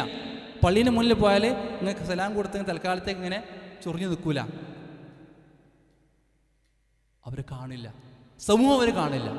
ഒരുപക്ഷെ പിന്നെ ഗൾഫിൽ നിന്നൊക്കെ ഒരു നല്ല കാലത്ത് ഇവിടെ ഗൾഫിൽ പോയി തിരിച്ചു വന്നവരാവും, വലിയ വീടും സംവിധാനങ്ങളൊക്കെ ഉണ്ടാവും, പക്ഷേ അവരടുപ്പിൽ കത്തിയിട്ടുണ്ടാവില്ല മാസങ്ങളോളം. ഞാൻ പറഞ്ഞു ഇതൊക്കെ അനുഭവങ്ങളാണ്, വീടുകൾ പോയി സന്ദർശിച്ച അനുഭവത്തോടെ പറഞ്ഞു. ഞാൻ പറഞ്ഞു തരാം, ഇങ്ങനെ കുറച്ച് മിസ്കിനുകളുണ്ട്, ഒരിക്കലും അവർ ആത്മാഭിമാനം വിട്ടുകൊടുക്കാത്ത ആളുകൾ. അവരെ തെരഞ്ഞു പിടിച്ച് കൊടുക്കണം. അവരാണെന്ത് മിസ്കിനുകൾ, അവർ കൊടുക്കണം. മൂന്നാമത്തെ ആരെന്നറിയോ? ഉലാമിരീന അലൈഹ, സക്കാത്ത് കളക്ട് ചെയ്യുന്ന ആൾക്കാർ, കളക്ടേഴ്സ് ഉണ്ട്. അത് ഭരണാധികാരികൾ, അവിടുത്തെ ഭരണകൂടം ഇസ്ലാമിക ഭരണം നിശ്ചയിക്കുന്ന കുറച്ച് ആൾക്കാരുണ്ട്. ഇത് ശരിക്കും ഇസ്ലാമിക ഭരണകൂടം ചെയ്യേണ്ട സംഗതിയാണ്. കൃത്യമായി എന്ത് ചെയ്യണമെന്നുണ്ട്, ഇത് കളക്ട് ചെയ്യുന്നതാണ്. ഇത് കളക്ട് ചെയ്യപ്പെടണം, കൃത്യമായി ശേഖരിച്ച് സക്കാത്ത് ശേഖരിച്ചിട്ട് വേണം കൊടുക്കാൻ. സ്വന്തം കൊടുക്കുന്നതല്ല, സ്വന്തം കൊടുക്കാം, നമുക്ക് അത്യാവശ്യമായിട്ടുള്ള നമ്മൾ അടുത്തുള്ള അക്രബായിട്ടുള്ള ഫക്കീർ മിസ്കിന് കൊടുക്കാമെങ്കിലും ഏറ്റവും കൂടുതൽ വിതരണം ചെയ്ത് എങ്ങനെയാണ് സക്കാത്ത് വിതരണം ചെയ്യേണ്ടത്, അതിന് സംവിധാനങ്ങളാണ്. അതിന് മഹല്ല് സംവിധാനമോ അല്ലെങ്കിൽ അതുപോലത്തെ ട്രസ്റ്റ് സംവിധാനമോ ഒക്കെയാണ് സത്യത്തിൽ ഈ സക്കാത്തിനെ കൃത്യമായ രൂപത്തിൽ നിർവഹിക്കുന്നത്. അങ്ങനെ ഉലാമിലീന അലൈഹ, അതിൽ പണിയെടുക്കുന്ന ആളുകൾ, അതായത് ഭരണകൂടം നിശ്ചയിക്കുന്ന ആളുകൾക്കാട്ടോ ഈ സക്കാത്ത് കളക്ട് ചെയ്യുന്ന ക്യാഷ് ഉപയോഗിക്കാൻ പറ്റുക. പിന്നെ മൂന്നാമത്തെ സംഗതി വൽ മുഅല്ലഫത്തി ഖുലൂബുഹും, അതായത് അവരെ ഖൽബ് ഇണക്കപ്പെട്ടവർ, ദീനുമായിട്ട് ഇസ്ലാമായിട്ട് ഇണക്കപ്പെട്ട കൽബുകളുണ്ട്. ചില ആളുകൾ നോൺ മുസ്ലിംസ് ഉണ്ട്, പക്ഷേ അവർക്ക് എന്താണ് ദീനിലേക്ക് വരണം, അവർക്ക് എന്താ താല്പര്യമുണ്ട് ഇസ്ലാമിനെ കുറിച്ച്, പക്ഷേ ചില തടസ്സങ്ങൾ അവർക്കുണ്ട്. അപ്പോൾ ഇസ്ലാമിനെ കുറിച്ച് നല്ലത് ഉണ്ടാക്കി അവരെ ചിന്ത നന്നാക്കി എടുക്കുവാനും ഒക്കെ ഇതിലേക്ക് അവർക്ക് പിന്നെ ഇസ്ലാമിലേക്ക് വരാനുള്ളൊരു പടിയായിട്ട് ഈ സക്കാത്ത് കൊടുത്താൽ ലഭിക്കുമെങ്കിൽ അത് കൊടുക്കാവുന്നതാണ്. അത് അവരെ വശീകരിക്കാനല്ല, പൈസ കൊടുത്താണ്ട് ഇങ്ങോട്ട് ദീനിലാക്കി വരുത്താനല്ല, പക്ഷേ അവർക്ക് നല്ല താല്പര്യമുണ്ട് ദീനിലേക്ക് വരാൻ. പക്ഷേ ചില തടസ്സങ്ങൾ അവർക്കുണ്ടെങ്കിൽ അവർക്ക് എന്ത് ചെയ്യാം, ഈ സക്കാത്ത് ഉപയോഗപ്പെടുത്താവുന്നതാണ്. പിന്നെ പറഞ്ഞു ഉഫിർ റിഖാബ്, റിഖാബ് എന്ന് പറഞ്ഞാൽ അടിമോചനാണ്. പക്ഷേ ഇപ്പോൾ അടിമോചനം ഇല്ലെങ്കിലും റിഖാബിനെ കുറിച്ച് പണ്ഡിതന്മാർ മറ്റൊരു സ്ഥലത്ത് പറയുന്നത്, ഇപ്പോൾ തടങ്കൽ നിൽക്കുന്ന ആൾക്കാരും ജയിലിൽ പോയ ആൾക്കാരും ഒരു തെറ്റും ചെയ്യാതെ അവരെ മോചിപ്പിക്കണം. അതിനെന്ത് ചെയ്യാം, ഈ ഒരു സക്കാത്തിൻ്റെ പിന്നെ ഈ പണം ഉപയോഗപ്പെടുത്താം. പിന്നെ പറഞ്ഞു ഹാരിമീൻ, ഹാരിമീൻ വെച്ചാൽ കടം കൊണ്ട് പ്രയാസപ്പെടുന്ന ആൾക്കാർ, ആ കടം വീട്ടാനായിട്ട് ഈ ഒരു സക്കാത്തിനെ മുതൽ ഉപയോഗപ്പെടുത്താം. പിന്നെ ഫീ സബീലില്ല, ഫീ സബീല സബീല എന്ന അള്ളാഹിൻ്റെ മാർഗത്തിൽ എന്ന് പറയാം അല്ലേ, അള്ളാഹിൻ്റെ മാർഗത്തിൽ. ഈ ഇവിടെ ഫീ സബീലില്ല എന്ന് പറയുന്നത് എങ്ങനെയോ എല്ലാം ഫീ സബീ അള്ളാഹിൻ്റെ മാർഗത്തിലാണ് ചിലവഴിക്കുന്നത്. പക്ഷേ ഈ സബീല ഉദ്ദേശിക്കുന്നത് എന്താ വെച്ചാൽ അത് പിന്നെ ജിഹാദിന് വേണ്ടി ഒരു ഭരണകൂടം നിശ്ചയിച്ച യുദ്ധം പ്രഖ്യാപിച്ചു, ആ യുദ്ധത്തിന് വേണ്ടി ഉള്ള ജിഹാദിൻ ഫീ സബീലില്ല, അതാണ് ഇവിടെ സബീല എന്ന് ഉദ്ദേശിച്ചത്. അല്ലാതെ എല്ലാ നന്മ പരക്കെ കാണുന്ന മുഴുവൻ നന്മകൾ കൊടുക്കാനല്ല. ആ രീതിയിൽ ആണ് ഇതിൻ്റെ സക്കാത്തിൻ്റെ മറ്റൊരു വീതം പോവേണ്ടത്. പിന്നെ പറഞ്ഞു ഒബിന് സബീൽ, അതേപോലെ നാട് വിട്ട് യാത്രക്കാരനായി വന്ന ആളുകളുണ്ട്. യാത്രക്കാരായി ചിലപ്പോൾ വന്ന് ചിലപ്പോൾ അവർ കയ്യിലുണ്ടാവില്ല, തിരിച്ച് നാട്ടിലേക്ക് തിരിച്ചു പോകാനുള്ള പൈസ ഉണ്ടായിക്കൊള്ളുന്നില്ല, അവർക്ക് എന്ത് ചെയ്യണം, ഇത് കൊടുക്കാൻ സാധിക്കുന്നത്. അങ്ങനെ ഇത്രയും ആളുകൾക്കാണ് 8 അവകാശികളെയാണ് ഇവിടെ നിശ്ചയിച്ചത്. ഞാൻ പറഞ്ഞു വന്നത് ഇത് നമ്മൾ എന്ത് ചെയ്യണം, നമ്മൾ ആ രീതിയിലുള്ള അത് കൃത്യമായി ചെയ്യാൻ പഠിച്ചാൽ കൃത്യമായി ഒരു ടീമിൽ ചെയ്യാൻ കഴിയുള്ളൂ. ഈ രൂപത്തിൽ കൃത്യമായി ആർക്കെ കൊടുക്കേണ്ടത് അള്ളാഹു നിശ്ചയിച്ച രൂപത്തിലായിരിക്കണം കൊടുക്കേണ്ടത്. അല്ലാതെ നമുക്ക് തോന്നുകയാണ് ഇയാൾക്ക് കൊടുത്താൽ എന്താണെന്ന് ചോദിച്ചാൽ അങ്ങനെ കൊടുക്കാൻ പറ്റില്ല. ഫക്കീറായിരിക്കണം, മിസ്കീൻ, ഒന്നുകൂടി പറയാം, ഫക്കീറാവണം, മിസ്കീനാവണം, മുഅല്ലഫത്തുൽ ഖുലൂബ്, ദീനിലേക്ക് വരാനുള്ള അങ്ങനെയുള്ള മനസ്സുള്ള ആളുകളാവണം. അതേപോലെ പിന്നെ തടങ്കലിൽ നിന്ന് ഫ്രീ ക്യാപ്റ്റീവ്സ് ആയിട്ടുള്ള ആളുകളെ, പിടിച്ചു വെച്ച ആളുകളെ ഫ്രീ ആക്കാനുള്ള ഒരു സംവിധാനമായിരിക്കണം, അല്ലെങ്കിൽ അവരുടെ കടമായിരിക്കണം. അതേപോലെ അള്ളാഹിൻ്റെ മാർഗത്തിൽ ജിഹാദിന് വേണ്ടി പുറപ്പെട്ട ആളുകളാകണം. അല്ലെങ്കിൽ അതുപോലെ തന്നെ പിന്നെ യാത്രക്കാരായി ബുദ്ധിമുട്ടുള്ള ആളുകൾക്ക് ഇത് കൊടുക്കാവുന്നതാണ്. ഞാൻ പറയുന്നത് സാമൂഹിക നന്മയാണ് സത്യത്തിൽ അല്ലാഹു സുബ്ഹാനഹു വ തആല മറ്റൊരു കാരണമായി കണ്ടത് അല്ലേ. ഇത്രയും ആളുകൾ കൊടുക്കുന്നത് എന്താണ്, സമൂഹത്തിൽ നന്മ വരണം എന്നുള്ളതാണ്. അതിൽ മനസ്സിലാക്കേണ്ടത് വിശ്വാസം അല്ലാഹു സുബ്ഹാനഹു വീണ്ടും പറയുകയാണ് ഈ ഒരു ഭാഗത്തെ. അള്ളാഹ് പറയുന്നത് എന്നറിയോ, ഇത് കൊടുക്കേണ്ട കാരണം ലാ യകൂനു ദൗലത്തുൻ ബൈന അഗ്നിയ, ഈ സമ്പത്തുണ്ടല്ലോ ഇതിങ്ങനെ നിങ്ങൾ ഈ പിന്നെ ധനികന്മാരെ ആളുകൾ കയ്യിൽ തന്നെ ഇങ്ങനെ കറങ്ങാൻ വേണ്ടിയിട്ടല്ല സത്യത്തിൽ, അങ്ങനെയല്ല അള്ളാഹു ഉദ്ദേശിച്ചത്. ഇതെന്ത് ചെയ്യണം, ഇതെല്ലാവർക്കും എന്ത് ചെയ്യണം, ഇത് എത്തണം എന്നുള്ളതാണ്. അതുകൊണ്ട് തന്നെയാണ് സക്കാത്ത് ഒരിക്കലും എന്ത് ചെയ്തിട്ടില്ല, ഒരു ഓപ്ഷണൽ ചാരിറ്റിയിൽ വെച്ചിട്ടില്ല, ഇത് ഓപ്ഷനിൽ കൊടുക്കാമെന്നല്ല വെച്ചിട്ട് അള്ളാഹു നിർബന്ധമാക്കാനുള്ള കാരണം ഇത് ശരിക്കും പാവപ്പെട്ടവൻ്റെ അവകാശമാണ്. നമ്മളെ കയ്യിൽ അള്ളാഹു തന്നത് മറ്റൊരുവൻ്റെ അവകാശമാണ്, ഔദാര്യമല്ല എന്ന് ബോധ്യപ്പെടുത്താനാണ് അല്ലാഹു സുബ്ഹാനഹു വ തആല ഈ വിഷയത്തെ മനസ്സിലാക്കണമെന്നാണ് ഞാൻ പറഞ്ഞത് അവസാനിപ്പിക്കുകയാണ്.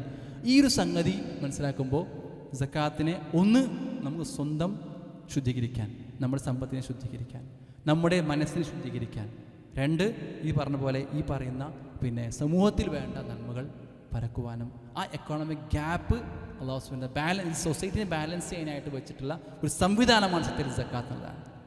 സക്കാത്തിനെ കുറിച്ച് സക്കാത്ത് ഈ മുസ്ലിം രാജ്യം ഇപ്പോൾ കഴിഞ്ഞ പിന്നെ അബ്ദുൽ അസീസിൻ്റെ കാലഘട്ടത്തിൽ സക്കാത്തിന് പിരിച്ചിട്ടേ സക്കാത്തുകൾ കൃത്യമായി പിരിച്ച് പാവങ്ങൾ കൊടുത്തപ്പോൾ പിന്നെ സക്കാത്ത് കൊടുക്കാൻ ആളുകളില്ലാത്ത അവസ്ഥ ഒന്നാണ്. സുബ്ഹാനല്ലാഹ്, അത് ഇസ്ലാം ദീനുണ്ടാക്കിയ വലിയൊരു സംവിധാനമാണ്.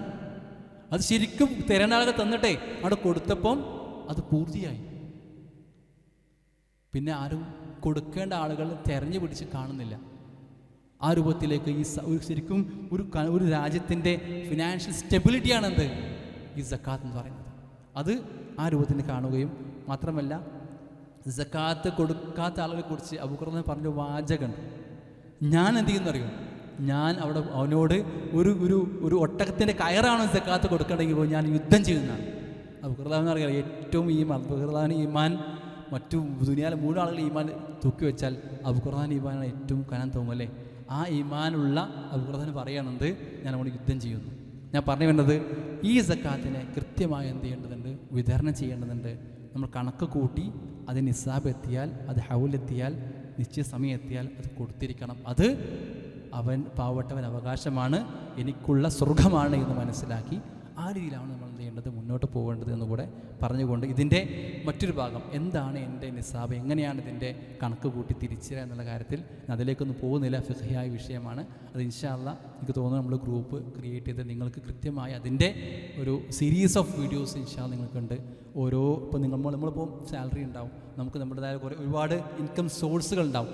ഓരോ ഇൻകം സോഴ്സിനും എങ്ങനെയാണ് നിശ്ചയിക്കേണ്ടത് കൃത്യമായിട്ടുള്ള ഒരു സീരീസ് ഓഫ് വീഡിയോസ് ഉണ്ട്. അത് ഇൻഷാ അല്ലാഹ് നമുക്ക് ഷെയർ ചെയ്യാം.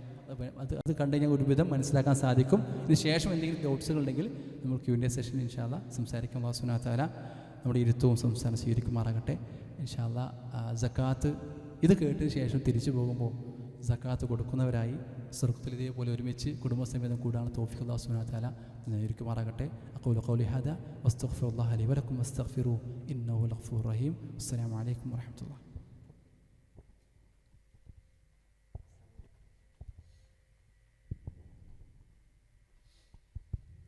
ജസാക്കല്ലാഹു ഖൈറൻ ഡോക്ടർ ബഷീർ.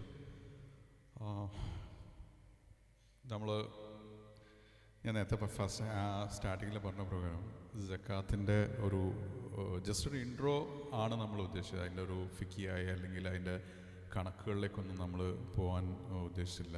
ബിക്കോസ് അത് ഓൾമോസ്റ്റ് നിങ്ങളെല്ലാവരും കൊടുക്കുന്ന ആളുകളായിരിക്കും, ഇതിനെക്കുറിച്ച് നന്നായിട്ട് അവെയർ ആയിട്ടുള്ള ആളുകളായിരിക്കും. അഗെയിൻ അങ്ങനത്തെ ഒരാളുകളുടെ അടുത്ത് നമ്മൾ വീണ്ടും അതിൻ്റെ കണക്കുകളൊക്കെ നിർത്തിയിട്ടുള്ള ഒരു ആവശ്യമില്ല എന്നുള്ളതുകൊണ്ടാണ് നമ്മൾ അതിലേക്ക്.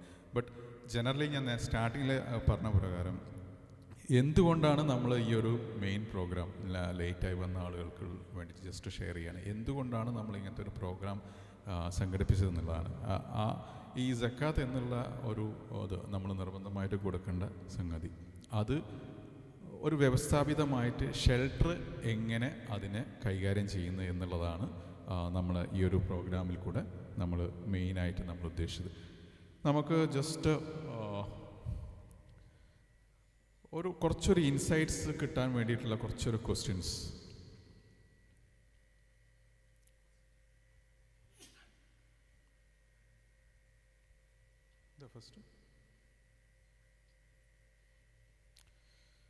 ഞാൻ കുറച്ചൊക്കെ സ്ഥിരമായോ അല്ലെങ്കിൽ വല്ലപ്പോഴും ചാരിറ്റി ചെയ്യാറുണ്ട്, എന്നാൽ പലപ്പോഴും സിസ്റ്റമാറ്റിക്കായി ചെയ്യണമെന്ന് ആഗ്രഹിക്കാറുണ്ട്, കൂടുതൽ ഇമ്പാക്റ്റ് ഉണ്ടാക്കണം എന്നും ആഗ്രഹിക്കാറുണ്ട്. ഇത് നമുക്ക് നിങ്ങളുടെ ഓരോരുത്തരുടെയും മൈൻഡിലുള്ള ഒരു ക്വസ്റ്റ്യൻസ് ആണോ എന്നുള്ളത് ജസ്റ്റ് ഒരു തോട്ട് പ്രോസസ്സിന് വേണ്ടി മാത്രം we are sharing. Next one, ഒരാളുടെ ജീവിതത്തിലെ പ്രശ്നങ്ങൾ ജീവിതകാലം മുഴുവൻ പരിഹരിക്കാൻ കഴിഞ്ഞില്ലെങ്കിൽ എന്ന് പലപ്പോഴും തോന്നാറുണ്ട്, എന്നാൽ നടക്കാറില്ല. നമുക്ക് എപ്പോഴും നമ്മുടെ മുന്നിലൊക്കെ ചിലപ്പം പല ഇഷ്യൂസുള്ള ആളുകളും ചിലപ്പം പലപ്പോഴും വരാം. അപ്പം നമുക്ക് ഫീൽ ചെയ്യും അവരുടെ പ്രശ്നം ഫുൾ ടൈം നമുക്ക് പരിഹരിക്കാൻ കഴിഞ്ഞില്ലെങ്കിലോ ഇല്ലെങ്കിൽ എന്താണ് അതിനുള്ള സൊല്യൂഷൻ എന്നുള്ളത്. പലരെയും സഹായിച്ചിട്ടുണ്ടെങ്കിലും പിന്നീട് അവരെക്കുറിച്ച് അറിവൊന്നും ഉണ്ടായിട്ടില്ല, ഫോളോ അപ്പ് ചെയ്യാൻ ഈ തിരക്കിനിടയിൽ കഴിയാറുമില്ല. ഇതും ബേസിക്കലി ആസ് എ ഡോക്ടേഴ്സ് നിങ്ങളുടെ റഷ് അവേഴ്സിൽ അല്ലെങ്കിൽ നിങ്ങളുടെ ബിസി അവേഴ്സിൽ ചിലപ്പോൾ നിങ്ങളെല്ലാവരും നന്നായിട്ട് ചെയ്തിട്ടുണ്ടാവും. ബട്ട് അത് ഫോളോ അപ്പ് ചെയ്യാനോ അല്ലെങ്കിൽ അത് ഞാൻ ചെയ്തതിൻ്റെ എന്തെങ്കിലും റിസൾട്ടുകൾ കിട്ടുമോ, അല്ലെങ്കിൽ അതിൻ്റെ ഫോളോ അപ്സ് എന്താണ്, അല്ലെങ്കിൽ അതിൻ്റെ റിപ്പോർട്ട്സ് എന്താണ്, അതൊന്നും ചിലപ്പോൾ നമ്മൾ actually we are doesn't bothered about that. അതായിരിക്കും മേ ബി അതിൻ്റെ ഒരു ആക്ച്വൽ. ഒരാളുടെ ജീവിത പ്രശ്നങ്ങളെ മുഴുവനായും പരിഹരിക്കാൻ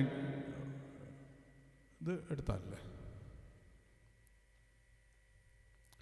ചെയ്യുന്നത് തന്നെ കുറച്ചാണ്. എന്നാൽ മനുഷ്യന് നിലക്ക് നാളെ ഖബറിൽ കൂടുതൽ കിട്ടാനും ദുനിയാവിലെ പരലോകത്തിലെയും പ്രശ്നങ്ങൾക്ക് സ്ഥിരമായി ഒരു പരിഹാരം കാണാനും ആഗ്രഹിക്കാറുണ്ട്. ഞാൻ ഈ സ്ക്രീനിൽ വന്ന ഓൾമോസ്റ്റ് എല്ലാ ക്വസ്റ്റ്യൻസും മേ ബി നിങ്ങൾക്ക് എക്സ്പീരിയൻസ് വന്ന കുറേ സംഗതികളായിരിക്കാം. ചെയ്യുന്നുണ്ട്, പക്ഷെ ആ ചെയ്തത് ഞാൻ കറക്റ്റായിട്ട് അല്ലെങ്കിൽ അവർ കറക്റ്റായിട്ട് ഫോളോ അപ്പ് അല്ലെങ്കിൽ അത് ഒരു പ്രോപ്പർ ചാനൽ കൂടെ ആണ്, അല്ലെങ്കിൽ അവർ അതുകൊണ്ട് നാളെ രക്ഷപ്പെട്ടോ, ഇങ്ങനത്തെ കുറേ ക്വസ്റ്റ്യൻസ് നിങ്ങളുടെ മൈൻഡിലുണ്ടാവും.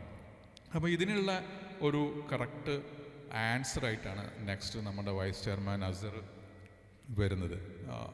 What shelter is doing exactly, നമ്മുടെ എങ്ങനെയാണ് ഷെൽട്ടറിൻ്റെ ഒരു പ്രവർത്തനം, even with the zakat and other നമുക്ക് ഒത്തിരി പ്രോജക്ട്സ് ഉണ്ട്. So what exactly shelter is doing എന്നുള്ളതാണ് അസർ പ്രസൻറ്റ് ചെയ്യാൻ പോകുന്നത്. അസർ.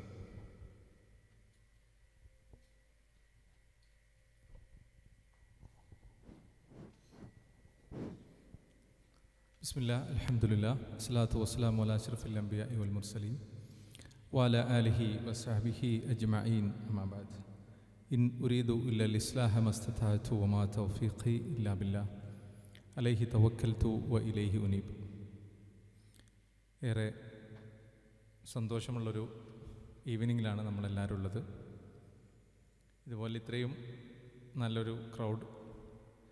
ഏതായാലും കൂടുതൽ വളച്ചുകെട്ടില്ലാതെ കാര്യങ്ങളിലേക്ക് പെട്ടെന്ന് കടക്കാമെന്നുള്ളതാണ് ഉദ്ദേശിക്കുന്നത്. ഇവിടെ കുറച്ച് ചോദ്യങ്ങൾ നമുക്കൊന്ന് ചിന്തിക്കാൻ വേണ്ടി കുറച്ച് ചോദ്യങ്ങളൊക്കെ ഇപ്പോൾ ചോദിച്ചല്ലോ. നമ്മളെല്ലാവരും ഈ ടൈപ്പ് ഓഫ് ആവണമെന്ന് ആഗ്രഹിക്കുന്ന ആളുകളാണ് അല്ലേ. പൊതുവേ ഇങ്ങനത്തെ നമ്മളൊക്കെ ചാരിറ്റി ചെയ്യുന്ന ആളുകളാണ്. അപ്പോൾ കുറച്ചുകൂടി ഇമ്പാക്റ്റ് ഉണ്ടാക്കണമെന്ന് ആഗ്രഹിക്കുന്ന ആളുകളാണ്. അതോടൊപ്പം തന്നെ നമ്മളെ ചാരിറ്റിയിൽ കൂടുതൽ ചെയ്യുന്ന ആളുകൾക്ക് കുറേ കൂടെ നല്ല രീതിയിൽ റിസൾട്ട് ഉണ്ടാവണം എന്ന് ആഗ്രഹിക്കുന്ന ആളുകളാണ്. ഇങ്ങനെ പല രീതിയിലും നമ്മൾ ആഗ്രഹിക്കാറുണ്ട്, പക്ഷെ നമുക്ക് പരിഹാരമില്ല. ഈ പറഞ്ഞ ക്വസ്റ്റ്യനുകളൊക്കെ അതിനുള്ള ഓരോ ഹിൻസായിട്ട് നമുക്ക് എടുക്കുകയാണെങ്കിൽ ഇതിന് നമുക്കൊരു സൊല്യൂഷൻ വേണം. പൊതുവേ എന്താ പറയുക, നമ്മൾ ഏതെങ്കിലും മഹല്ല് കമ്മിറ്റികളിൽ ചെയ്യാറുണ്ടാവും നമ്മുടെ കൂടെ അറിയുന്ന എന്തെങ്കിലും കേസുകൾ. അപ്പം ഒരു സിസ്റ്റമാറ്റിക്കായി ഈ ഒരു ചാരിറ്റി ചെയ്യണമെന്ന് ആഗ്രഹിക്കുന്ന ആളുകളാണ് നമ്മളെല്ലാവരും. നമ്മുടെ ഈ സെഷൻ ഇതിൻ്റെ ഒരു പേര് നമ്മൾ കൊടുത്തത് untold story, untold version of charity എന്നുള്ളത്. അതായത് ഷെൽട്ടർ എന്ന് പറയുന്ന സംവിധാനത്തെ ക്ലോസ് ആയിട്ട് അറിയുന്ന കുറേ ആളുകൾ ഇവിടെ ഉണ്ട്. നമ്മളായിട്ട് എപ്പോഴും നമുക്ക് ഗൈഡ് ചെയ്യുന്ന ആളുകളുണ്ട്, അതല്ലാതെ നമുക്ക് വല്ലപ്പോഴൊക്കെ ഇങ്ങനെ കാണുന്ന ആളുകളുണ്ട്. അപ്പം എന്താണ് ഒരുപാട് ഈ പറഞ്ഞ ട്രസ്റ്റുകൾക്കിടയിൽ ഷെൽട്ടർ എന്താണ് ഈ വ്യത്യാസം എന്നുള്ളത്, അതാണിപ്പോൾ സത്യത്തിൽ ഈ സ്ലൈഡ് കൊണ്ട് ഉദ്ദേശിക്കുന്നത്. നമ്മൾ ആദ്യം ഷെൽട്ടറിനെ കുറിച്ച് നേരത്തെ ഇവിടെ സൂചിപ്പിച്ചു. ഷെൽട്ടർ എന്ന് പറയുന്നത് സെൻട്രൽ ഗവൺമെൻറ് സ്റ്റേറ്റ് ഗവൺമെൻറ് രജിസ്ട്രേഷനിലുള്ള 12A 80G, അതുപോലെ നമ്മളെ സെൻട്രൽ ഗവൺമെൻറ് ഒരുപാട് പുതിയ ലോസ് വരാറുണ്ട്, രജിസ്ട്രേഷൻ വരാറുണ്ട്. അതിൻ്റെ ഭാഗമാണ് നീതി ആയോഗ്, ദർപ്പൺ എന്ന് പറയുന്നത്. ഇതിലെല്ലാം രജിസ്റ്റേർഡ് ആയിട്ടുള്ള 80G രജിസ്റ്റേർഡ് ആയിട്ടുള്ള CSR രജിസ്റ്റേർഡ് ആയിട്ടുള്ള ട്രസ്റ്റാണ്. നമ്മളിതുവരെ CSRന് വേണ്ടിയിട്ടൊന്നും പോയിട്ടില്ലെങ്കിലും ഇതെല്ലാം നമ്മുടെ ഇന്ത്യയിൽ ഓൾമോസ്റ്റ് 18 സ്റ്റേറ്റുകളിൽ നമ്മൾ പ്രൊജക്റ്റുകൾ ചെയ്യുന്നുണ്ട്, കണ്ടിന്യൂസ്ലി പ്രൊജക്റ്റ് ചെയ്യുന്നുണ്ട്. വല്ലപ്പോഴൊക്കെ റെയർ കേസുകളിൽ ഒറ്റപ്പെട്ട കാശ്മീർ പോലുള്ള സ്ഥലങ്ങളിലും ചെയ്യാറുണ്ട്. എന്നാൽ സ്ഥിരമായി നമ്മുടെ പ്രൊജക്റ്റുകൾ നടക്കുന്ന ഭാഗങ്ങളാണ് ഇന്ത്യയിലെ ഈ 18 സ്റ്റേറ്റുകൾ. നമ്മളെ മേജറായിട്ട് ഷെൽട്ടറിനുള്ളത് 5 ഡിപ്പാർട്ട്മെൻറ്റുകൾ എന്ന് പറയാം. 5 ഡിപ്പാർട്ട്മെൻറ്റുകളിലാണ് ഷെൽട്ടർ ഉള്ളത്. ആ 5 ഡിപ്പാർട്ട്മെൻറ്റുകളിലാണ് നേരത്തെ പറഞ്ഞ 32 വിങ്സിലായിട്ടാണ് അത് ഉള്ളത്. അതിൽ മേജർ എന്ന് പറയുന്നത് കൺസ്ട്രക്ഷൻ വിങ്ങാണ്. അതിൻ്റെ കീഴിലാണ് ഹോം, വെൽ പ്രൊജക്റ്റുകൾ, ഹൗസിംഗ് പ്രൊജക്റ്റുകളൊക്കെ നടക്കാറുള്ളത്, സാനിറ്റേഷൻ പ്രൊജക്റ്റൊക്കെ. അതുപോലെ ഹെൽത്ത് കെയർ നമ്മളൊരു മേജർ ഡിപ്പാർട്ട്മെൻറ്റാണ്. അതിൻ്റെ കീഴിൽ കിഡ്നി കെയർ, അതൊക്കെ നമുക്ക് ജസ്റ്റ് പരിചയപ്പെടാം. അതുപോലെ തന്നെ നമ്മളെ ഫാമിലി റീഹാബിലിറ്റേഷൻ, ഓർഫൻ സ്റ്റുഡൻസുമായി ബന്ധപ്പെട്ടിട്ട്, വിഡോസുമായി ബന്ധപ്പെട്ടിട്ട്, അതുപോലെ തന്നെ റിലീഫ് സെൽ എന്ന് പറയുന്നത് നമ്മുടെ ഒരു മേജർ ഇതാണ്. സോഫാർ നമ്മൾ എന്ത് ചെയ്തു എന്നുള്ളതിൻ്റെ ഒരു ചെറിയ ഉത്തരമാണ് നിങ്ങൾക്ക് കാണാൻ പറ്റുന്നതാണ് തോന്നുന്നത് എനിക്ക്. ഞാൻ ഒന്ന് സൂം ചെയ്യും. സോഫാർ നമ്മൾ ഓർഫൻ സ്റ്റുഡൻസ് എന്ന് പറയുന്നത് നമ്മളടുത്ത് 4243 ആണ്. ഇത്രയും സ്റ്റുഡൻസിൽ ഇപ്പോൾ ലൈവായിട്ട് ഏതാണ്ട് 2100 എബോവ് സ്റ്റുഡൻസ് ഇപ്പോൾ ലൈവിൽ നമ്മൾ ഇന്ത്യയിലെ സൗത്ത് ഇന്ത്യയിൽ പ്രത്യേകിച്ചുണ്ട്, കേരളത്തിലെല്ലാ ഡിസ്ട്രിക്റ്റിലായിട്ട് പഠിച്ച് വരുന്നുണ്ട്. അതോടൊപ്പം തന്നെ നമ്മൾ വിഡോസ് 4839 വിഡോസ് പെർ മന്ത്, ഇതൊക്കെ നമ്മൾ പെർ മന്ത് സപ്പോർട്ട് ചെയ്യുന്ന ആളുകളാണ്. എല്ലാ മാസവുമാണ് ഈ സപ്പോർട്ടുകളൊക്കെ പോവുക. നമ്മൾ എല്ലാ മാസവും വീടുകളിലേക്കുള്ള ഫുഡ് കിറ്റ് ചെയ്യുന്നതാണ് ഈ കേസ്. നമ്മൾ ഇതുവരെ എത്ര ഫുഡ് കിറ്റ് കൊടുത്തു എന്ന് വെച്ചാൽ സീസണൽ ഫുഡ് കിറ്റ് വരും. ചിലപ്പോൾ നമ്മൾ റംസാനുമായി ബന്ധപ്പെട്ട്, അല്ലെങ്കിൽ എന്തെങ്കിലും നാച്ചുറൽ ഡിസാസ്റ്ററൊക്കെ ഉള്ള സമയങ്ങളിൽ, ഇല്ലെങ്കിൽ ഇപ്പോൾ റീസെൻ്റ്ലി നമുക്കറിയാം ബീഹാറിൽ ഒരു വലിയ ഫ്ലഡ് അടിച്ചിരുന്നു, നല്ലൊരു വെള്ളപ്പൊക്കം വന്നു. സെയിം ടൈമിൽ നമ്മളവിടെ അവിടുത്തെ എത്രത്തോളം എന്ന് വെച്ച് കഴിഞ്ഞാൽ ഗവൺമെൻറ്റിൻ്റെ സഹായം എന്നതിന് മുമ്പ് തന്നെ അവിടുത്തെ സ്കൂൾ ബേസ് ചെയ്തിട്ട് നമ്മൾ അവിടെ ഇൻവോൾവ് ചെയ്യാൻ നമുക്ക് പറ്റി. അതുപോലെ തന്നെ നമ്മൾ സെൽഫ് എംപ്ലോയ്മെൻറ്റ് സ്കീം, ഇപ്പോൾ നേരത്തെ പറഞ്ഞ സക്കാത്തിൽ നമ്മളൊരു മേജർ പോർഷൻ നമ്മൾ ചെയ്യുന്നത് സെൽഫ് എംപ്ലോയ്മെൻറ്റ് സ്കീമിന് വേണ്ടിയിട്ടാണ്. കാരണം ഒരാൾ എല്ലാ കാലത്തും സക്കാത്ത് വാങ്ങുന്ന ഒരു അവസ്ഥയിൽ നിന്ന് മാറണം എന്നുള്ളതാണ് ഇസ്ലാമിൻ്റെ എൻ്റെ ബേസിക് കൺസെപ്റ്റ്. അതുകൊണ്ടാണ് നമ്മൾ ഇതിൽ വിഡോസ് ഉണ്ട്, അവർക്ക് ഉള്ളൊരു സെൽഫ് എംപ്ലോയ്മെൻറ്റ് ചെയ്തിട്ട് അവർ തന്നെ അവർക്ക് വേണ്ടിയിട്ടുള്ള പിന്നെ ഒരു ഇൻകം ജനറേറ്റ് ചെയ്യുന്ന സിസ്റ്റത്തിലേക്കാണ് നമ്മളിത് ഫോളോ അപ്പ് ചെയ്യുന്ന ഒരു സിസ്റ്റവും കൂടി ഇതിലുണ്ട് എന്ന് പറയാം. അതുപോലെ 421 ഹോംസ് ഇപ്പോൾ നമുക്ക് ഏതാണ്ട് അബൌവ് 30 കൺസ്ട്രക്ഷൻസാണ് കേരളത്തിൽ മാത്രം നടക്കുന്നത്. 30ഓളം വീടുകളുടെ പണികൾ കേരളത്തിൽ എല്ലാ ഭാഗത്തുമായിട്ട് നമ്മൾ ചെയ്യുന്നുണ്ട്. 410ഓളം വീടുകൾ അല്ലേ, 410ഓളം വീടുകൾ നമ്മൾ ഹാൻഡ് ഓവർ ചെയ്തു. അത് ഹൗസിംഗ് വരുമ്പോൾ ഞാൻ കൂടുതലായിട്ട് പറയാം. അതുപോലെ സ്നേഹ വീട് എന്ന് പറയുന്നത് നമ്മളെ ഹൗസിംഗ് പ്രൊജക്റ്റിൻ്റെ ഒരു മേജർ സാധനമാണ്. അതിൻ്റെ സെക്ഷനിലേക്ക് നമുക്ക് വരാം. ഏതാണ്ട് കിണറുകൾ 309ഓളം കിണറുകൾ വന്നു. സാനിറ്റേഷൻ പ്രൊജക്റ്റാണിത്, നിങ്ങൾക്ക് കാണാം. റീഹാബിലിറ്റേഷൻ ഹോം നമ്മൾ 16 കൊടുത്തു. റീഹാബിലിറ്റേഷൻ ഹോമിൻ്റെ വ്യത്യാസം ഞാൻ പറയാം. അതുപോലെ എമർജൻസി മെഡിക്കൽ കേസുകളാണിത് നമ്മൾ അറ്റൻഡ് ചെയ്തിരിക്കുന്നത്. ക്യാൻസർ കേസുകളാണിത്. ഡയാലിസിസ് ഹെൽപ്പാണിത്. പെർ മന്താണ് ഈ ഡയാലിസിസ് കേസൊക്കെ നമ്മൾ. ഈ മെഡിക്കൽ ബാങ്ക്, അതുപോലെ എഡ്യൂക്കേഷൻ. മെഡിക്കൽ ബാങ്ക് സാധാരണ എത്രത്തോളം അറിയുന്നറിയില്ല. അതായത് ഈ ഓക്സിജൻ കോൺസെൻട്രേറ്റർ പോലത്തെ എക്യുപ്മെൻറ്റ്സ് നമ്മൾ ഈ പിന്നെ രോഗികൾക്ക് കൊടുക്കും, ഒരു നിശ്ചിത സമയത്തേക്ക് കൊടുക്കും. ചിലപ്പോൾ അത് വർഷങ്ങളോളം ഉപയോഗിക്കുന്ന കേസുകളുണ്ട്. അതല്ലാത്ത കുറച്ച് കഴിയുമ്പോൾ അവർ തന്നെ റിട്ടേൺ ചെയ്യും. അങ്ങനത്തെ കേസുകളിലാണിത്. നമ്മൾ പിന്നെ സ്കോളർഷിപ്പ് സ്റ്റുഡൻസ് എത്രത്തോളം 2 സ്റ്റുഡൻസ് MBBS തന്നെ കഴിഞ്ഞു, ഹൗസ് സർജൻസി കഴിഞ്ഞ സ്റ്റുഡൻസ് ഇപ്പം നിലവിലുണ്ട്. മറ്റൊരാൾ സയൻറ്റിസ്റ്റ് ആയിട്ടുള്ള ഒരാൾ ഇപ്പം വർക്ക് ചെയ്യുന്നുണ്ട്. ഒക്കെ ഓർഫൻസ് ആയിരുന്നു. അതുപോലെ കുറേ കേസുകൾ. പിന്നെ ഇപ്പോൾ 10ഓളം സ്റ്റുഡൻസുകൾ MBBSൻ്റെ ട്രെയിനിങ്ങിന് വേണ്ടി ഞങ്ങളെ എന്താ പറയുക കോമ്പറ്റീറ്റീവ് എക്സാംസിന് പ്രിപ്പയർ ചെയ്തുകൊണ്ടിരിക്കുന്നു കോട്ടക്കൽ അൽമാസ് അക്കാദമിയിൽ. നമ്മളെ നോർത്ത് ഇന്ത്യൻ പ്രൊജക്റ്റ് എന്ന് പറയുന്നത് പിന്നെ ഏതാണ്ട് 75,000 എബോവ് ആണ്. നോർത്ത് ഇന്ത്യയിലെ പല സ്ഥലങ്ങളിലും നമ്മളെ കോർഡിനേറ്റർ ത്രൂ നമ്മൾ ചെയ്തിരിക്കുന്ന പ്രൊജക്റ്റ്.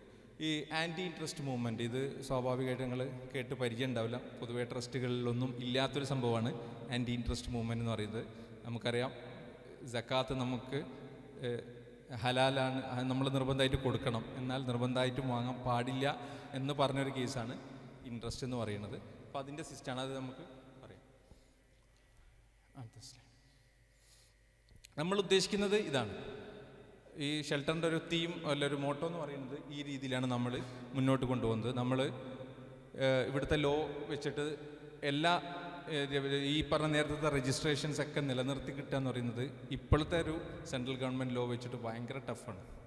ഈ ATG, അതായത് IT-ന്ന് നിങ്ങൾ പേ ചെയ്യുന്ന ചാരിറ്റിക്ക് നിങ്ങൾക്ക് ATG സർട്ടിഫിക്കറ്റ് ഇഷ്യൂ ചെയ്യുമ്പോഴാണ് നമുക്ക് ഇൻകം ടാക്സ് അതിൻ്റെ ഡിഡക്ഷൻ കിട്ടുന്നത്. അത് നമ്മളാദ്യം അത് രജിസ്റ്റർ ചെയ്യണം. 10B വെച്ചിട്ട് നിങ്ങളെ പാൻ കാർഡ് വെച്ചിട്ട് നമ്മളാദ്യം അപ്ലൈ ചെയ്ത് ഓക്കെ ആക്കി കഴിഞ്ഞിട്ടാണ് നമ്മളത് നിങ്ങൾക്ക് പാസ് ചെയ്യുന്നത്. അതാണ് നമ്മൾ ഓഡിറ്റേഴ്സിന് കൊടുത്തിട്ട് ചെയ്യുന്നത്. ഇത് ഇപ്പോഴത്തെ ഒരുപാട് ട്രസ്റ്റുകൾക്ക് ഇപ്പം ക്യാൻസൽ ചെയ്തുകൊണ്ടിരിക്കുന്ന ഒരു സിസ്റ്റത്തിലാണ് ഇപ്പോൾ ഉള്ളത്. നമ്മളെ സംബന്ധിച്ചിടത്തോളം ഇതുവരെ നമുക്ക് അങ്ങനത്തെ ഒരു ബുദ്ധിമുട്ടേ വന്നിട്ടില്ല. എന്ന് മാത്രമല്ല, നമ്മുടെ കറക്റ്റ് എല്ലാ 6 മാസം കൂടുമ്പോൾ ഇൻറ്റേർണൽ ഓഡിറ്റിങ്ങും നമ്മളെ എക്സ്റ്റേണൽ ഓഡിറ്റിങ്ങും എല്ലാം വളരെ പെർഫെക്റ്റായിട്ട് പോകുന്നതുകൊണ്ടാണ് ഇപ്പം എല്ലാ രജിസ്ട്രേഷനും വന്നത്. മാത്രമല്ല, ഇത്രയും പ്രൊജക്റ്റ് കണ്ടപ്പോൾ ഒന്ന് നിങ്ങൾ മനസ്സിലാക്കണം, we didn't touch any single CSR fund. ഒറ്റ CSR ഫണ്ട് നമ്മൾ ഉപയോഗിച്ചിട്ടില്ല. ഇന്ന് എല്ലാ ട്രസ്റ്റുകളും നിലനിൽക്കുന്നത് ഒന്നെങ്കിൽ CSR ഫണ്ട് വേണം, അല്ലെങ്കിൽ ഒരു ബിഗ് ഷോട്ട് ഉണ്ടാവും പിന്നിൽ, അല്ലേ? ഇപ്പോൾ മലബാർ ട്രസ്റ്റ് എന്ന് പറയുന്നത് മലബാർ ഗോൾഡിൻ്റെ ആ ടീമാണ് ചെയ്യുന്നത്, നമുക്കറിയാം. അതുപോലെ ഇപ്പം മറ്റൊരു കേരളത്തിലൊരു വലിയ ട്രസ്റ്റാണ് ചിറ്റിലപ്പള്ളി ഫൗണ്ടേഷൻ, കൊച്ചി ജോസഫ്, അങ്ങനത്തെ ട്രസ്റ്റുകളാണ് ഇവിടെ നിലനിന്ന് മുന്നോട്ട് പോകുന്നുള്ളൂ. ഇതൊന്നും ഇല്ലാതെയാണ് നമ്മൾ ഈ പ്രൊജക്റ്റ് ചെയ്തത്. നമ്മൾ ഒരു പക്ഷേ എന്താണ് ഈ കോൺഫിഡൻഷ്യാലിറ്റി എത്ര പേര് ചെയ്യാറുണ്ട് നമുക്കറിയില്ല. ഇന്ന് നമ്മളെല്ലാം യൂട്യൂബോ അല്ലെങ്കിൽ ഏതെങ്കിലുമൊക്കെ സോഷ്യൽ മീഡിയ എടുക്കുമ്പോൾ ചാരിറ്റിയുടെ വീഡിയോസ് വരും. അതിൽ പൊതുവേ പേഷ്യൻസ് ഇങ്ങനെ കട്ടിൽ കിടന്ന് കരഞ്ഞ് ഹോസ്പിറ്റൽ റൂമൊന്ന് ബഹളം ഉണ്ടാക്കി അങ്ങനത്തെ വീഡിയോസാണ് നമ്മൾ പൊതുവേ കാണാറുള്ളത്, അല്ലേ? പൊതുവേ എല്ലാവരും കാണുന്നൊരു സംഭവം അതാണ്. അവർ ആകെ കരയും, ഒന്നെങ്കിൽ പേഷ്യൻ്റ് കരയും, അല്ലെ പേഷ്യൻ്റെ ബൈസ്റ്റാൻഡേഴ്സ് കരയും, അല്ലെ മക്കൾ കരയും, ആരെങ്കിലൊക്കെ കരയും. ഈ സാധനമാണ് നമ്മൾ കാണുന്നത്, അതാണ് നമ്മൾ പൊതുവേ ചെയ്യുന്നത്. ഇവരുടെ എന്താ പറയുക, ഈ അടുത്തൊരു കേസ് പൊതുവേ നമ്മൾ പറയാറുണ്ട്. ഒരാളുടെ ട്രാൻസ്പ്ലാന്റേഷൻ കഴിഞ്ഞു, കിഡ്നി ട്രാൻസ്പ്ലാന്റേഷൻ. നാട്ടിൽ നിന്ന് നല്ലൊരു പേയ്മെൻറ്റ് എല്ലാവരും കൂടെ കോൺട്രിബ്യൂട്ട് ചെയ്ത് കഴിഞ്ഞു. ഏതാണ്ട് 35 lakhs എങ്ങാണ്ടായി. അദ്ദേഹം പിന്നീട് അങ്ങാടിയിലേക്കെല്ലാം പോകാൻ തുടങ്ങിയപ്പോൾ ഓരോരുത്തർ കണ്ട് ഇപ്പോൾ പുറത്തിറങ്ങാൻ തുടങ്ങിയില്ലേ, പിന്നെ എന്തെല്ലാം വിശേഷം, ഇപ്പം എങ്ങനെയുണ്ട്, മരുന്നൊക്കെ കഴിക്കുന്നുണ്ടോ, ഞാൻ ചെയ്ത് കിട്ടോ, ഇത് പറയാൻ തുടങ്ങി. സ്വാഭാവികമായിട്ടും ഈ പറച്ചിലുണ്ട്, ഞാനും കണ്ടിട്ടുണ്ട്, ഞാനും ചെയ്തിട്ടുണ്ട്, ഞാനും അതിൽ ഇൻവോൾവ്ഡ് ആണ്, ഞാനും അതിൻ്റെ പാർട്ടായിട്ടുണ്ട് എന്നുള്ള ഈ പറച്ചിൽ. ഇദ്ദേഹം പറയുന്നത്, ഞാൻ ജസ്റ്റ് ഒരു കല്യാണ വീട്ടിൽ പോകുമ്പോൾ അല്ലെങ്കിൽ ജുമാക്ക് പള്ളിയിൽ പോകുമ്പോൾ എൻ്റെ അങ്ങാടിയിലൊരു ചായ കുടിക്കാൻ കയറുമ്പോൾ ഇത് ആളുകൾ വിചാരിക്കുന്ന, മൂപ്പരെന്നെ പറയണം, ആളുകൾ വിചാരിക്കുന്നുണ്ടാവും ഒരെന്നെ പരിഗണിച്ചിട്ടുണ്ട് എന്നത് ഞാൻ അറിഞ്ഞോട്ടെ എന്നായിരിക്കും ഒരു വിചാരിക്കുന്നുണ്ടാകും. പക്ഷേ ഇത് സ്ഥിരമായി എനിക്ക് വന്നപ്പോൾ എനിക്കിപ്പം തോന്നുന്നത് ഇത് വേണ്ടില്ലായിരുന്നു എന്ന ഒരവസ്ഥയാണ്. ഇത് ഈ പറഞ്ഞ കോൺഫിഡൻഷ്യാലിറ്റിയുടെ വേറൊരു അവസ്ഥയാണ്. കാരണം അവരേതായാലും സഹായം സ്വീകരിച്ചു കഴിഞ്ഞിട്ട് ഇതെന്ത് ചെയ്യണമെന്ന് അറിയാത്തൊരവസ്ഥയിലേക്ക് പിന്നീട് പോകുന്നൊരവസ്ഥ. നമ്മളെ സംബന്ധിച്ചിടത്തോളം നമ്മൾ ഈ പറഞ്ഞ വീടുകൾ 410ഓളം വീടുകളുടെ കീ നമ്മൾ ഹാൻഡ് ഓവർ ചെയ്തു. നമ്മളെ ബൈ പോളിസിയാണ് ആ ഹൗസ് വാമിങ്ങിന് ഒരൊറ്റ പേഴ്സൺ പോലും ട്രസ്റ്റിൽ നിന്ന് പങ്കെടുക്കാൻ പാടില്ല. ഹൗസ് വാമിങ്ങിന് 2 ദിവസം മുന്നേ പോയി കീ ഹാൻഡ് ഓവർ ചെയ്യുക, അല്ലെങ്കിൽ അതിന് ശേഷം വേണേൽ വിസിറ്റ് ചെയ്യുക. ഹൗസ് വാമിങ്ങിന് പോകാൻ പാടില്ല. ഒരിക്കലും കീ നേരിട്ട് ബെനിഫിഷ്യറിക്ക് കൊടുക്കുന്ന ഒരു ഫോട്ടോസോ ഒരു സാധനമോ പബ്ലിക്കിൽ ഞങ്ങൾ റിപ്പോർട്ട് ചെയ്യാറില്ല. ഗവൺമെൻറ് ഒഫീഷ്യൽ പർപ്പസിന് വേണ്ടിയിട്ട്, ഓഡിറ്റിങ്ങിന് വേണ്ടിയിട്ട് ഞങ്ങൾ ചെയ്ത് കീപ്പ് ചെയ്യലുണ്ട്. ആൽബങ്ങൾ ഞങ്ങൾ കീപ്പ് ചെയ്യും. കാരണം സ്വാഭാവികമായിട്ട് ഇപ്പം എല്ലാം ബൈ ഓൺലൈനാണ് നമ്മളുടെ അപേക്ഷ വരുന്നതും. അക്ഷയ സെൻറ്റർ വഴി അല്ലെങ്കിൽ നമ്മളെ വെബ്സൈറ്റ് വഴിയാണ് അപേക്ഷകൾ വരുന്നത്. ഞാൻ ജസ്റ്റ് പറയാം. അതുപോലെ തന്നെയാണ് നമ്മൾ പൈസ കൊടുക്കുന്നതും ത്രൂ ഓൺലൈനാണ്. എല്ലാവരും ഈ പറഞ്ഞതുപോലെ നമുക്ക് ചാരിറ്റി ചെയ്യുമ്പോൾ, നമുക്ക് ഡൊണേഷൻ തരുമ്പോൾ ബൈ ഓൺലൈനാണ് എല്ലാവരും ചെയ്യൽ, അല്ലാതെ നമ്മൾ ക്യാഷായിട്ട് ആരും വാങ്ങാറില്ല. അപ്പം ഈ പറഞ്ഞ ആവശ്യങ്ങൾക്ക് വേണ്ടിയിട്ട് നമ്മൾ കീപ്പ് ചെയ്യുന്നതല്ലാതെ ഒരു രീതിയിലുമുള്ള ഒരു പബ്ലിസിറ്റി ഞങ്ങൾ ഈ പറഞ്ഞ രീതിയിൽ ചെയ്യാറില്ല. അപ്പം ചിലപ്പം ഒരു സംശയം വന്നേക്കാം. ഇപ്പോൾ ഈ അടുത്ത് പാലക്കാട് ഒരു കൈ മുറിച്ചൊരു വിനോദിനിയുടെ ഒരു കേസ് ഉണ്ടായിരുന്നു, നിങ്ങളൊക്കെ കേട്ടിട്ടുണ്ടാവും അല്ലേ? പാലക്കാട് ജനറൽ ഹോസ്പിറ്റലിൽ ഇതൊന്ന് ആ കേസ് ഞങ്ങളത് മീഡിയയിലേക്ക് വന്ന് പറയേണ്ട വന്നു. അത് ആക്ച്വലി എന്താണെന്ന് വെച്ച് കഴിഞ്ഞാൽ, ഇപ്പോൾ അതിൽ ഇൻവോൾവ് ആയ ആളുകളൊക്കെ ഉണ്ട് ഇവിടെ. അപ്പം ഞങ്ങൾ ഫസ്റ്റിലെ മെഡിക്കൽ കോളേജിൽ വന്നപ്പോൾ തന്നെ ഞങ്ങൾ പോയി അവരെ കണ്ടിരുന്നു. അപ്പോൾ നമ്മുടെ ഫീൽഡ് ഓഫീസേഴ്സ് പോയി അവരുടെ കാര്യങ്ങളൊക്കെ ചെക്ക് ചെയ്തപ്പോൾ ഇത് വളരെ ജെന്യൂനാണെന്ന് മനസ്സിലായപ്പോൾ അപ്പോൾ തന്നെ നമ്മൾ പറഞ്ഞു, നമ്മൾ നിങ്ങളെ സപ്പോർട്ട് ചെയ്യും. പക്ഷെ നമ്മൾ സപ്പോർട്ട് ചെയ്യുന്നുള്ളത് നിങ്ങളിപ്പം ആരോടും പറയാൻ നിൽക്കണ്ട. നിങ്ങൾക്ക് കിട്ടുന്ന എന്തെങ്കിലും ബെനിഫിറ്റ് ഉണ്ടെങ്കിൽ ഗവൺമെൻറ് സൈഡ് നിങ്ങൾ അത് മേടിച്ചെടുക്കണം. അപ്പോൾ നമ്മളുടെ ഭാഗത്തുള്ള ഇത് ഹെൽപ്പ് കൺഫേം ആണെന്ന് പറഞ്ഞു. അപ്പം ആ രീതിയിൽ മുന്നോട്ട് പോയി. അപ്പം ഈ കുട്ടിയുടെ കൈ വെക്കാൻ വേണ്ടിയിട്ട് നമ്മൾ കാലിക്കറ്റ് മെഡിക്കൽ കോളേജിന് അടുത്തുള്ള ഒരു സെൻറ്ററുമായി ബന്ധപ്പെടുകയും ഇതൊക്കെ നമ്മൾ ഇതിൻ്റെ ഇടയ്ക്ക് ചെയ്യുന്നുണ്ട്. അപ്പം അതിൻ്റെ ഇടയ്ക്ക് നമ്മുടെ ഇടയ്ക്ക് അവരോട് ചോദിക്കാറുണ്ട്, ആ ഭാഗത്തുള്ള പൊളിറ്റീഷ്യൻസിനോട് ചോദിക്കാറുണ്ട്. അവരും നമ്മളെ ഹോൾഡ് ചെയ്തു. ഇപ്പം നിങ്ങളത് അനൗൺസ് ചെയ്യില്ല, ഗവൺമെൻറ്റിൽ നിന്ന് കിട്ടുന്നത് കിട്ടാതാവണ്ട, എന്തെങ്കിലും കിട്ടിക്കോട്ടെ അവർക്ക്. അപ്പോൾ നമ്മളത് ഹോൾഡ് ചെയ്തു. ഇപ്പം കഴിഞ്ഞ വെള്ളിയാഴ്ച പ്രതിപക്ഷ നേതാവ് അത് ഏറ്റെടുത്തു. അപ്പോൾ അതുമായി ബന്ധപ്പെട്ട് അവരുടെ വീട്ടിൽ മീഡിയക്കാർ വന്നിത് കാര്യങ്ങൾ പറയുന്നതിൻ്റെ ഇടയ്ക്കാണ് അവർ പറഞ്ഞത്, പിന്നെ ഞങ്ങളോട് നേരത്തെ കൈ തരാമെന്ന് ഓൾറെഡി ഞങ്ങൾക്ക് വാഗ്ദാനമുണ്ട്, ഓഫർ കിട്ടിയിട്ടുണ്ട്, ഇത് ചെയ്തു തരുമെന്ന് ഒരു ടീം പറഞ്ഞിട്ടുണ്ട്, അവർ ഇത് കൈ ഹീലാവാൻ വേണ്ടി വെയിറ്റ് ചെയ്തിരിക്കുകയാണ് എന്ന് പറഞ്ഞിട്ടുണ്ട് എന്ന് പറഞ്ഞിട്ട് അവർ പറഞ്ഞു. അപ്പോൾ അതാരാന്ന് ചോദിച്ചും പറഞ്ഞു ഷെൽട്ടർ ഇന്ത്യ ആണെന്ന് പറഞ്ഞു. ആ കുട്ടിയുടെ പിതാവ് പറഞ്ഞു ഷെൽട്ടർ ഇന്ത്യ ആണ്. അപ്പോൾ നമ്മൾ അപ്പോൾ തന്നെ അവരെ വിളിച്ച് ഇവർ പിന്നെ പ്രതിപക്ഷ നേതാവ് ഇത് ഓഫർ ചെയ്തപ്പോൾ തന്നെ നമ്മൾ വിളിച്ച് സംസാരിച്ചു. അപ്പോൾ പറഞ്ഞു ഇത് കിട്ടിയിട്ടുണ്ട്, ഇതിന് എന്താണ് നിങ്ങളുടെ ആവശ്യം എന്ന് ചോദിച്ചപ്പം വീടുമില്ല സ്ഥലമില്ല ഇവർക്ക്. ഒരു 2000 രൂപക്ക് വാടകയുള്ള ഒരു മുറിയിലാണ് താമസം, വളരെ ചെറിയൊരു മുറിയിൽ. അപ്പം നമ്മളെന്ത് ചെയ്തെന്ന് വെച്ചാൽ ഓക്കെ എന്നാൽ നമ്മളത് ട്രസ്റ്റിൽ സംസാരിച്ചു. അപ്പോൾ തന്നെ അവരോട് പറഞ്ഞു, അന്ന് രാത്രി തന്നെ വിവരം കൊടുത്തു, നമ്മളത് ഏറ്റെടുക്കാം എന്ന് പറഞ്ഞിരുന്നു. ഇവരിത് എന്ത് ചെയ്തു, നേരത്തെ ഇവർ പറഞ്ഞിരുന്നു ഷെൽട്ടർ ഇന്ത്യ.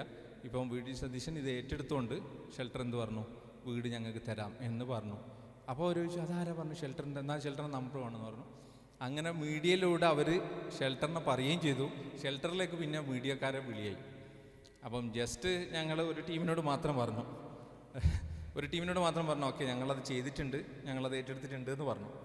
അവർ നെക്സ്റ്റ് ഡേ വന്നൊരു ഇംഗ്ലീഷ് റിപ്പോർട്ട്, വലിയൊരു മീഡിയയാണ്, അതിൻ്റെ ഒരു ഇംഗ്ലീഷ് പേജിൽ വന്നത്, ഗവൺമെൻറ് അത് ചെയ്യാത്തതിൻ്റെ പേരിൽ ഞങ്ങൾ വെയിറ്റ് ചെയ്തു, അതുകൊണ്ട് ഷെൽട്ടർ അത് ഏറ്റെടുത്തു.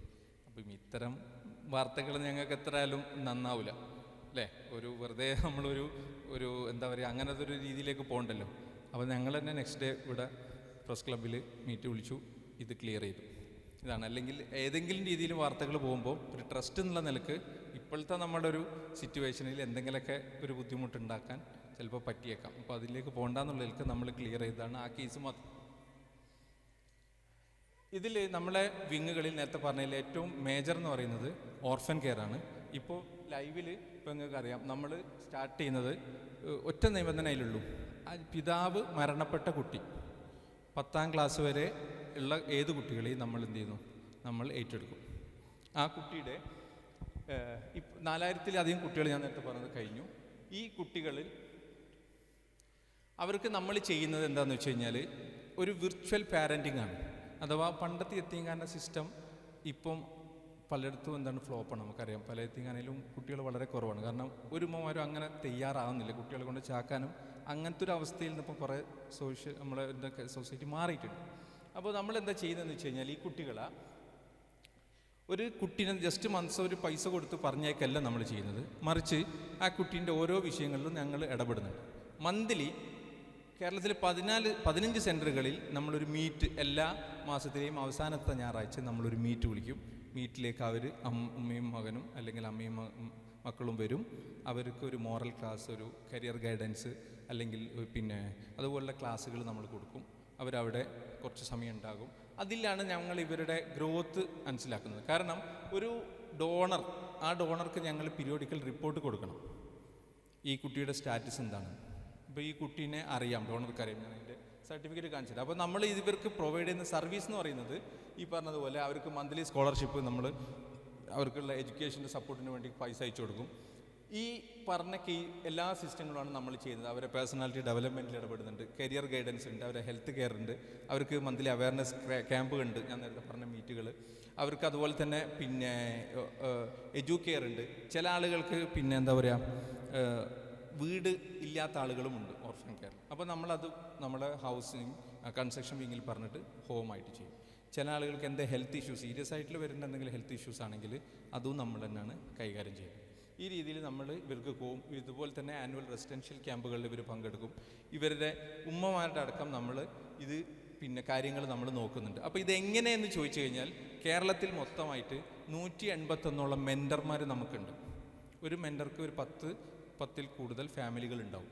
ഈ മെൻറ്റേഴ്സാണ്, എല്ലാം ലേഡീസ് മെൻറ്റേഴ്സാണ്. ഇവരാണ് ഈ ഫാമിലിയായിട്ട് എപ്പോഴും ടച്ച് ചെയ്തുകൊണ്ടിരിക്കുക അവരുടെ ഓരോ വിഷയങ്ങളിലും.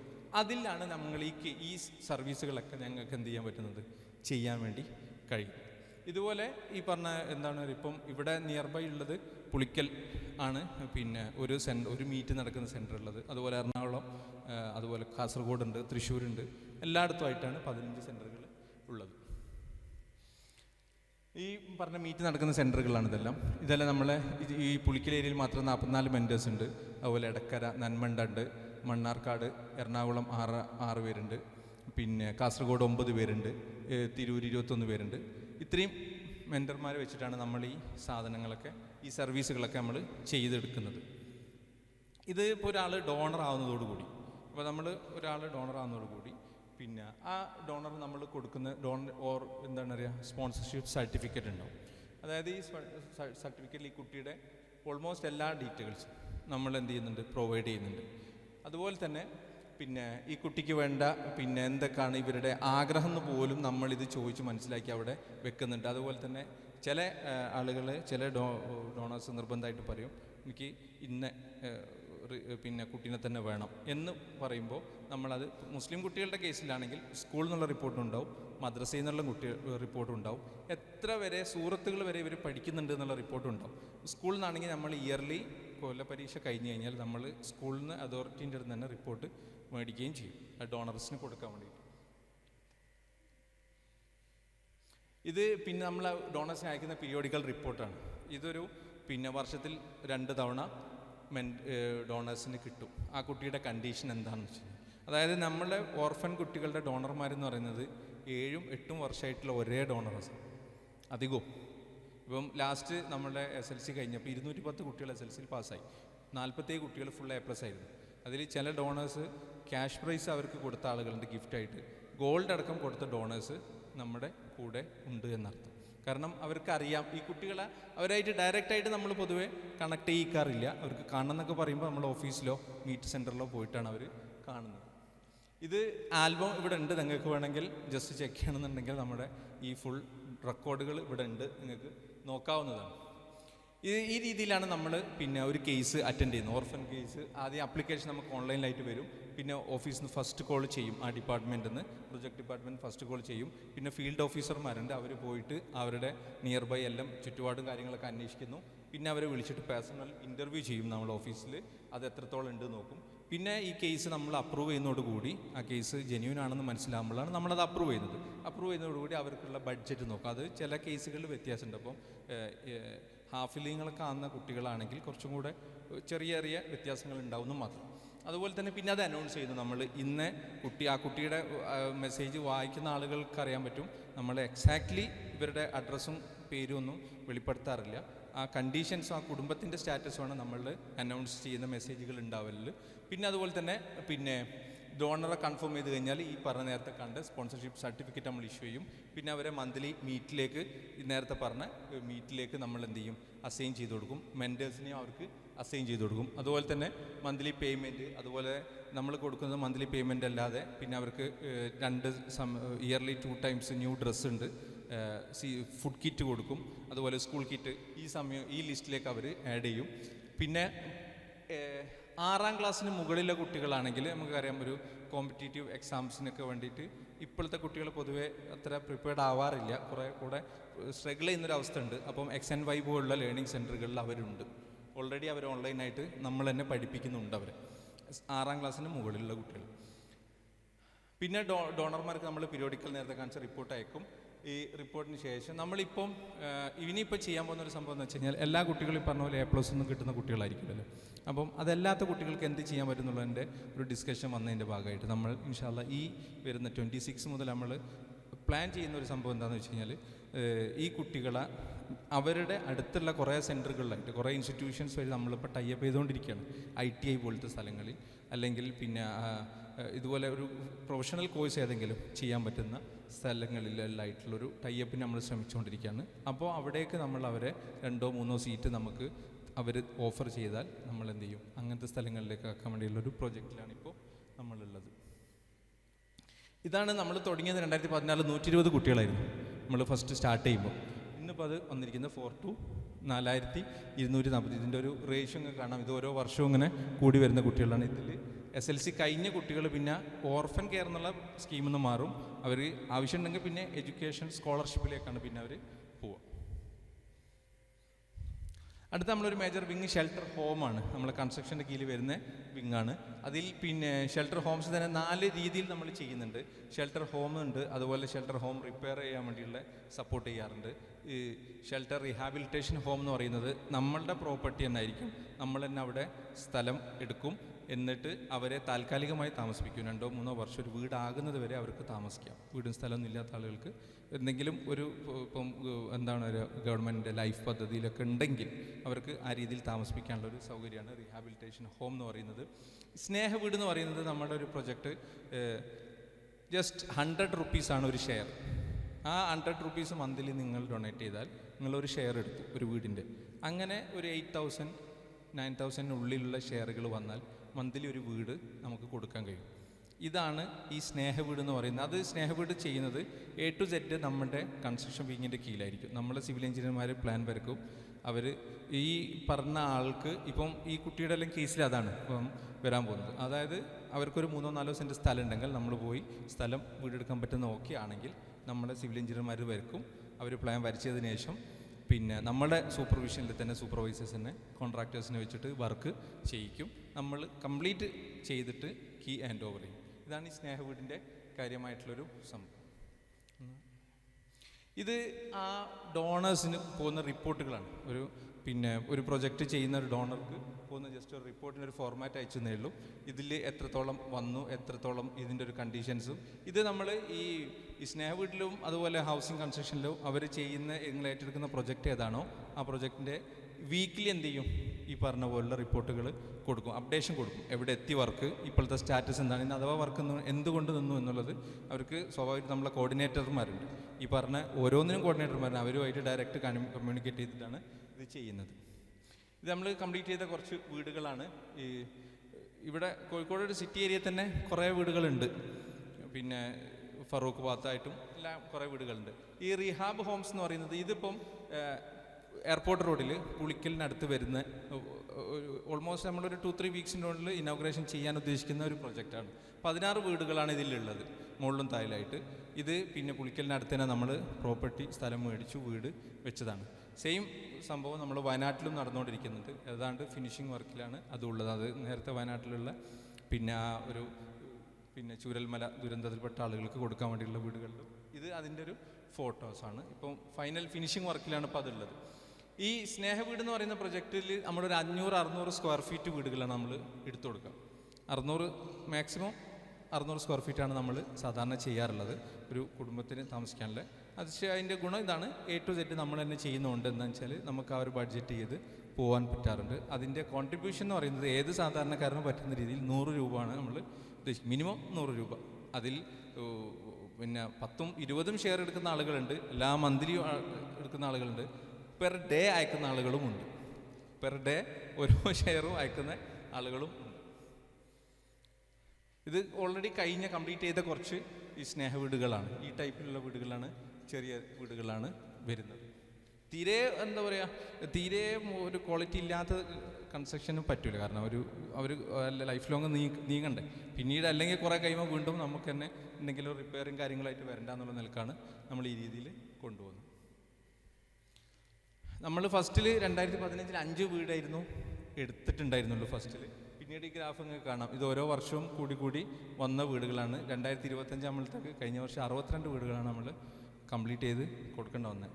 ഇത് ഫസ്റ്റിൽ നമുക്ക് വരുന്ന കേസുകൾ എന്ന് പറയുന്നത് ഡെയിലി ഒരു 7-8 അപേക്ഷകളായിരുന്നുവെങ്കിൽ ഇന്നത് 25ൻ്റെ മുകളിലാണ് പെർ ഡേ പല കേസുകളായിട്ട് വരുന്നത്. ഓഫ് കോഴ്സ് അതിൽ ഏറ്റവും വരുന്നത് കിഡ്നി പേഷ്യൻസിൻ്റെ റിക്വസ്റ്റാണ്. ഇപ്പം ഇത് നമ്മൾ ഫുഡ് കിറ്റുകൾ കൊടുക്കുന്നത്, അതായത് 542 ഫാമിലിക്കാണ് നമ്മൾ ചെയ്യുന്നത്. ഏതാണ്ട് പിന്നെ സീസണൽ ഫുഡ് കിറ്റായിട്ട് ഞാൻ നേരത്തെ പറഞ്ഞ 1 ലക്ഷത്തിലധികം കിറ്റുകൾ നമ്മൾ കൊടുത്തിട്ടുണ്ട്. ഈ 542 ഫാമിലി എല്ലാ മാസവും നമ്മൾ അവരുടെ നിയർ ബൈ ഉള്ള ഏതെങ്കിലും ഒരു ഗ്രോസറി ഷോപ്പിൽ, സൂപ്പർ മാർക്കറ്റിൽ നമ്മൾ കമ്മ്യൂണിക്കേറ്റ് ചെയ്യും. എന്നിട്ട് നമ്മൾ ആ ഷോപ്പുകാരന് കാശ് അയക്കും. അവരവിടെ പോയി അവർക്ക് വേണ്ട സാധനം പർച്ചേസ് ചെയ്യും.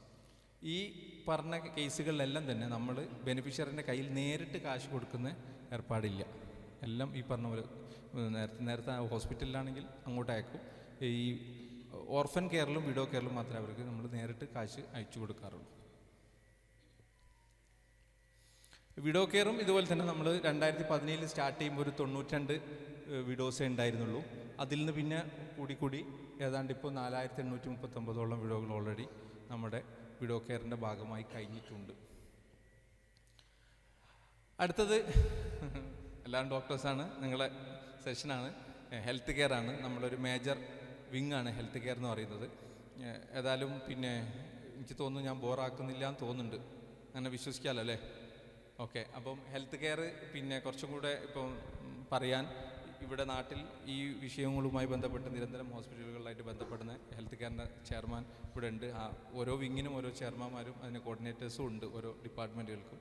അതിൻ്റെ ചെയർമാൻ ഇവിടെ ഉണ്ട്, അബ്ദുള്ള അൻസാരി. ഒന്ന് ഹെൽത്ത് കെയർ നമ്മൾ പിന്നെ ഈ പറഞ്ഞതുപോലെ മേജർ വിങ്ങുകൾ എന്ന് പറയുന്നത് കിഡ്നി കെയർ ആണ്. ഈ SKC ഷെൽട്ടർ കിഡ്നി കെയർ എന്നാണ്. EMC നമ്മളെ എമർജൻസി കെയർ ആണ്, ക്യാൻസർ കെയർ ആണ്. ഇത് ഫാർമസി കെയർ, മരുന്നിനുള്ള ഹെൽപ്പാണ് ഫാർമസി കെയർ കൊണ്ട് ഉദ്ദേശിക്കുന്നത്. അതുപോലെ ഇത് ഫിസിയോതെറാപ്പി, ഇത് പിന്നെ സ്കാൻ എന്ന് പറയുന്നത് നിയോപ്ലാസം കുട്ടികളുടെ ഇതുമായി ബന്ധപ്പെട്ടിട്ടാണ് കേസുകൾ നമ്മൾ സാധാരണ ചെയ്യുന്നത്. ഇതിൻ്റെ കുറച്ചും കൂടെ ഡീറ്റെയിൽ ആയിട്ട് അൻസാരി പറയും. ഇതിലാണ് കുറച്ചും കൂടെ പിന്നെ നമ്മൾ ചാരിറ്റി എന്ന് പറയുന്നത് ഒരു എപ്പോഴും മണി കൊടുത്തിട്ടുണ്ടാക്കുന്ന ഒരു സംഭവം മാത്രം, ഒരു പൈസ മാത്രം കൊടുത്തിട്ടുള്ളൊരു രീതിയിലല്ല ഇപ്പോൾ ഈ ഇപ്പോൾ ഞാൻ ഇത്രയും നേരം വിശദീകരിച്ച സാധനങ്ങൾ ഉണ്ടായത്. ഒരിക്കലും പൈസ മാത്രം കിട്ടിയോണ്ട് നമുക്ക് ഇങ്ങനെ മൂവ് ചെയ്യാൻ കഴിയില്ല. മറിച്ച് നമ്മളെ സമയം അതൊരു ചാരിറ്റി ആയിട്ട് നമുക്ക് കൊടുക്കാം, നമ്മളെ നോളജ് കൊടുക്കാം, നമ്മുടെ സ്കിൽസ് കൊടുക്കാം, നമ്മളെ അഡ്വൈസ് കൊടുക്കാം. പ്രത്യേകിച്ചും ഇന്ന് നമ്മളെ ഹെൽത്ത് കെയറിൻ്റെ ഡീറ്റെയിൽസ് പറയുമ്പോൾ നിങ്ങൾക്ക് മനസ്സിലാവും നമ്മൾ ഇത്രയും വലിയൊരു സാധനമായി മാറ്റാൻ കാരണം ഓഫ് കോഴ്സ് ഞങ്ങൾക്ക് കിട്ടിയ ഗൈഡൻസാണ്. ഞങ്ങൾക്ക് ഞങ്ങളുടെ എന്താ പറയുക ജ്യേഷ്ഠ സഹോദരന്മാരെ തുല്യമായിട്ടുള്ള നമ്മളുടെ ഡോക്ടേഴ്സ് നമുക്ക് തന്ന ഓരോ ഇൻസ്ട്രക്ഷനും ഗൈഡൻസും, ഇങ്ങനെ വേണം ഇതിന് പോകാൻ, ഇതാണ് നല്ലത് എന്ന് ഓരോ ഘട്ടത്തിലും നമ്മളോട് പറഞ്ഞതിൻ്റെ ഭാഗമായിട്ടാണ് ഹെൽത്ത് കെയറിൽ ഇത്രയും കാര്യങ്ങൾ പോകാൻ പോയത്. മറിച്ച് വേറൊരു കാര്യം കൂടെ നമ്മൾ ഈ സ്ലൈഡിൻ്റെ ലാസ്റ്റിൽ പറയും. ഹെൽത്ത് കെയറുമായി ബന്ധപ്പെട്ടിട്ട് നമുക്ക് ഒരുപാട് ഇൻവെസ്റ്റ് ചെയ്യാൻ നമുക്കുള്ള ധൈര്യം എന്താണെന്ന് വെച്ച് കഴിഞ്ഞാൽ ഇത്തരം അഡ്വൈസുകളും ഇത്തരം എന്താ പറയുക ബാക്കപ്പ് നമ്മളെ പിന്നിലുണ്ട് എന്നുള്ളതാണ്. ഹെൽത്ത് കെയറുമായി കൂടുതൽ സംസാരിക്കും. അസ്സലാമു അലൈക്കും വറഹ്മത്തുള്ളാഹി. ബിസ്മില്ലാഹി അൽഹംദുലില്ലാഹി വസ്സലാത്തു വസ്സലാമു അലാ അഷ്റഫിൽ മുർസലീൻ വഅലാ ആലിഹി വസഹബിഹി അജ്മഈൻ അമ്മാ ബഅദ്.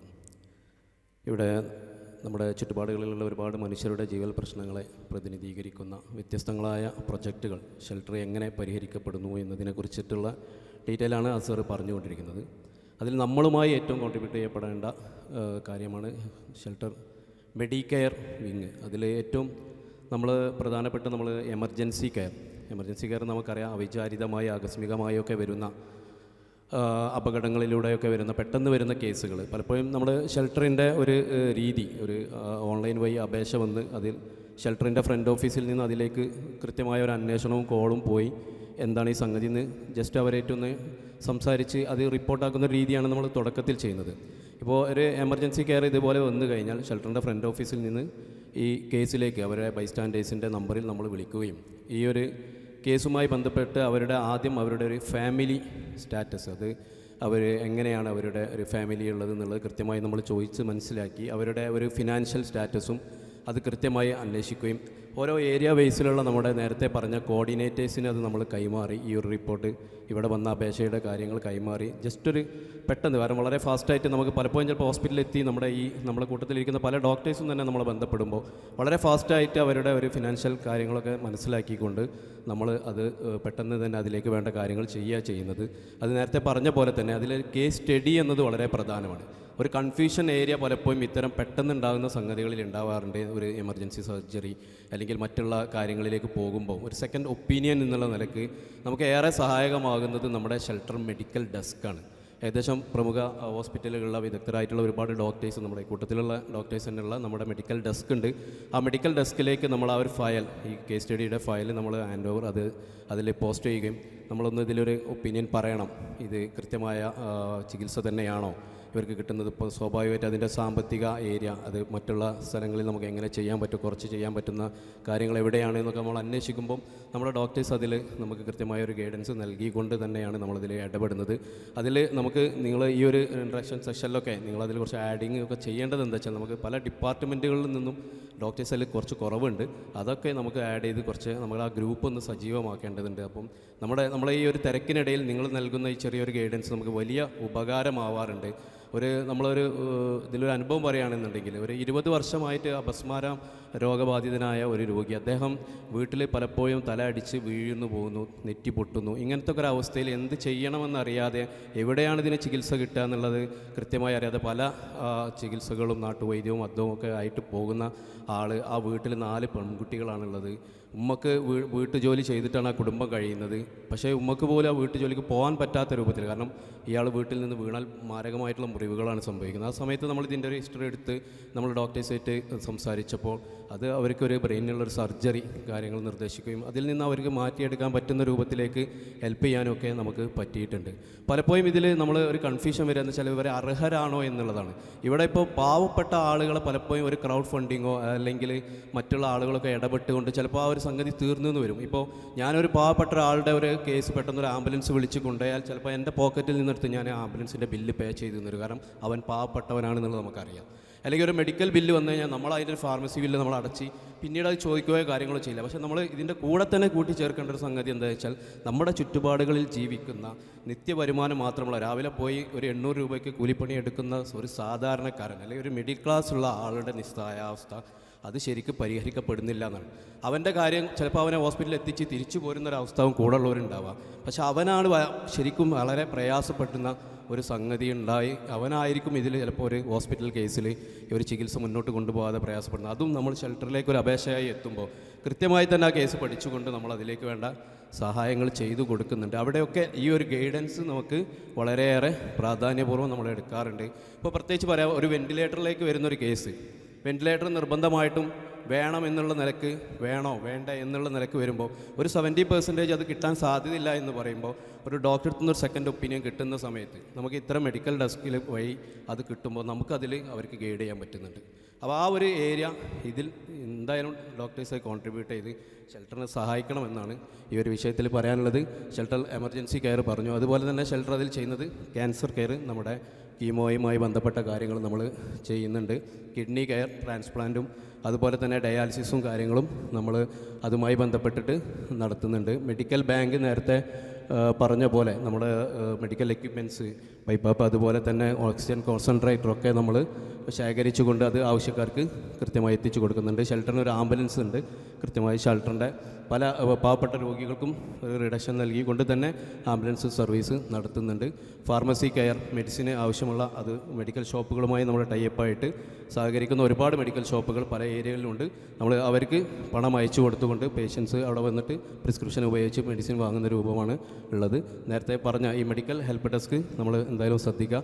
നമ്മളിതിൽ അർഹർ ആണോ എന്നുള്ളത് ഷെൽട്ടർ നോക്കുന്നത് വളരെ കൃത്യമായ രൂപത്തിലാണ്. നമ്മൾ നേരത്തെ പറഞ്ഞ പോലെ തന്നെ ഓരോ ഏരിയയിലുള്ള കോർഡിനേറ്റേഴ്സ് വീട് സന്ദർശിച്ചുകൊണ്ട് തന്നെയാണ് ഇത് ചെയ്യുന്നത്. പലപ്പോഴും നമ്മൾ സ്ത്രീകൾ മാത്രമുള്ളൊക്കെ വീട്ടിൽ, പ്രത്യേകിച്ച് വിധവകളൊക്കെ ഉള്ള വീടുകളിൽ നമ്മൾ പോകുന്ന കോർഡിനേറ്റേഴ്സിൻ്റെ ഭാര്യമാരോ അവരുടെ ഉമ്മമാരോ ഒക്കെ കൂടെ സിസ്റ്റേഴ്സൊക്കെ കൂട്ടിയിട്ട് മാത്രമേ പോകാൻ പറ്റുള്ളൂ എന്ന കൃത്യമായ ഒരു നിബന്ധന നമ്മൾ വെക്കുന്നുണ്ട്.